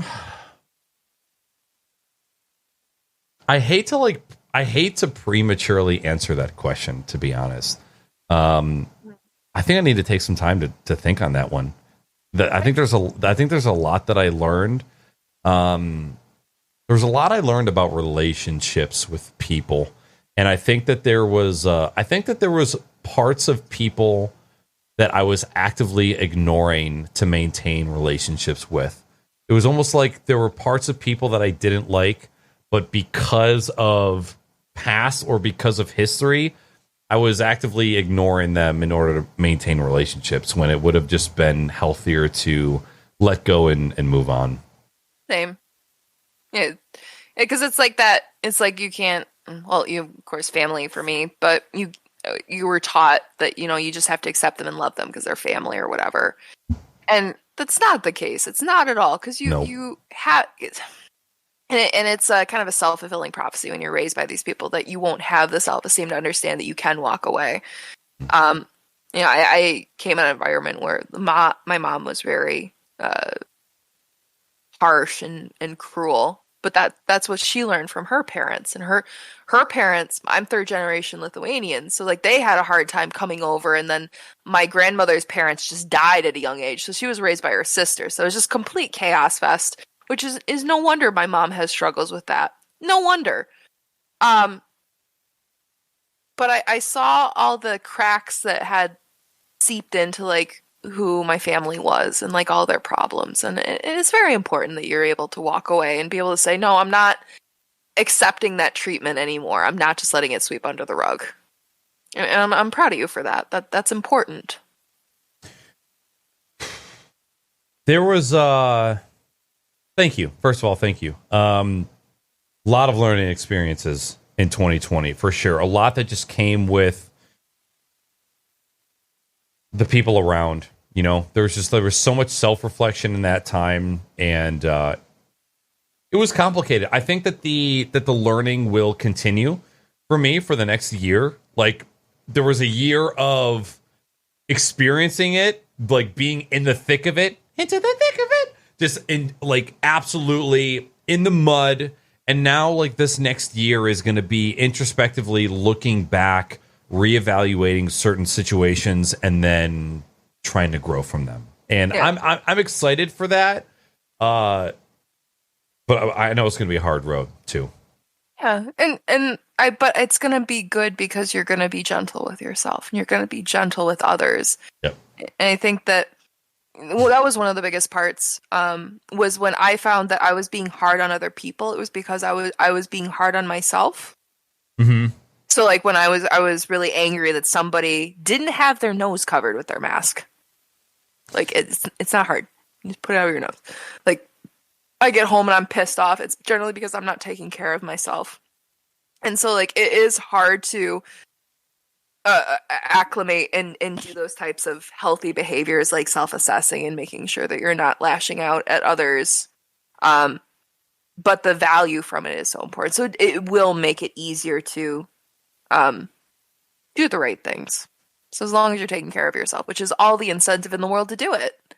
It is so true that like when you are taking that time, when you're putting all of that energy into yourself, you don't have a whole lot of energy to worry about other people. Just by nature. Like it's like it is physically impossible for you to exert as much energy into the people around you when you are focused about yourself. Yeah. And you create such a great environment for people to experience you because you're taken care of. Like you've taken care of yourself and you can set an example for them. Like, hey, take care of yourself because you're worth it too. And I think that you have a lot more healthier relationships going that way. Absolutely. Yeah. Well, hey, we have accidentally marched into the 3-hour mark of the podcast. I like for a second, I'm like, you know what? There's a good chance this one's going to go long, and I'm glad that it did because I very much value the conversation that I have with you. But I think it's a good time to just chop it off right at the head. But before we do that, because we didn't talk about you at all, like your professional you. I want you to take a quick moment and just like sell yourself, right? Just like say who you are, what you do. I'm going to throw your socials in chat and let's go ahead. Sell yourself. I did that while you were in the bathroom. Like I was efficient. It was do it again. Fine. I am a brand-centric illustrator, meaning that I focus on the brand guidelines of companies and I make art from that to help their clients understand their product and services more and to help communicate things better. So it's brand-centric. So it's based off of who they are as a company, who they are as individuals. And it's a very manipulative featured field to be in because basically I convince people to use products with my art. So I try to only work for really good companies as a result because I know that, you know, some people you get I know you have a company that you hate, say it's Amazon, right? And you see some really sweet photos and illustrations that makes you feel good, and it's like, oh, it can't be that bad of a company. Look at that smiling family opening that box. That's what I do. I make you feel better about companies that you're using. So it's an incredibly fun and rewarding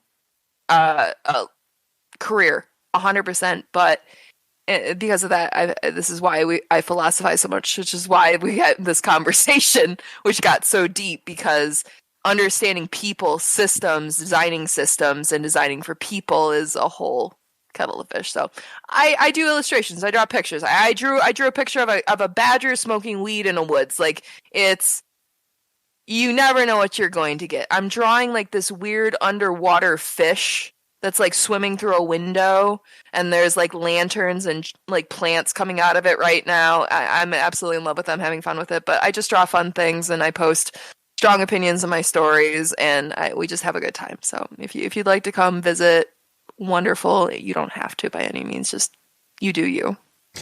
Chat, if you like art, just click on the link in chat. It'll take you to a Google page where you can find her Instagram, Twitter, her Behance, and her Etsy. Which my Etsy is dead. Like there's nothing there. I linked it there just in case. Thank you. Tatiana does fantastic work, and you have a style unlike any style that I've ever seen before. So if anybody is curious, your handles on Instagram and Twitter are both DarumaCreative, Daruma Creative, also known as DarumaCreative. And then is it the same on Behance? So yeah, it's Tatiana Bischak. It's a weird name. So yeah, DarumaCreative. I'm on there. Like I think Tatiana_Dharma is my Twitch handle or something like that. Yeah, but awesome.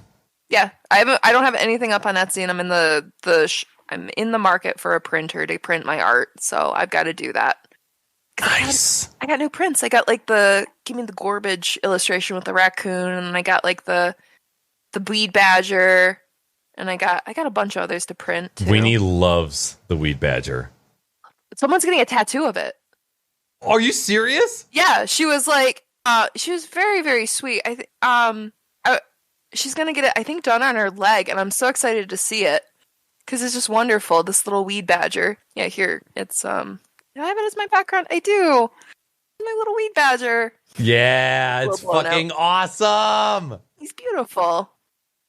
So yeah, you do such great work. Well, thank you very much, and right back at you. Like watching you stream was so wonderful, and I was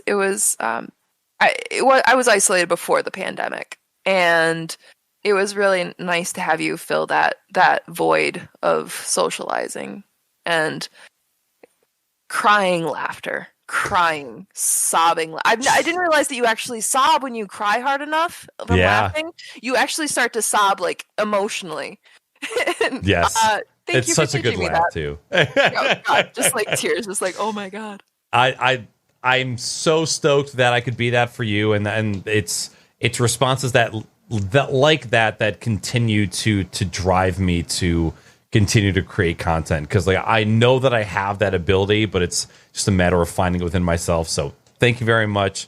It was awesome to have you on the podcast. I have not had a 3-hour podcast in a really, really long time. And I remember I looked down at a part of my wallpaper because something had caught my eye, and I accidentally saw the clock, and it was 10:40. I'm like, what the fuck just happened? Because I honestly felt like I had slipped into a black hole. But again, thank you for giving me so much of your Sunday. I greatly appreciate your time. So thank you for being here and talking with me.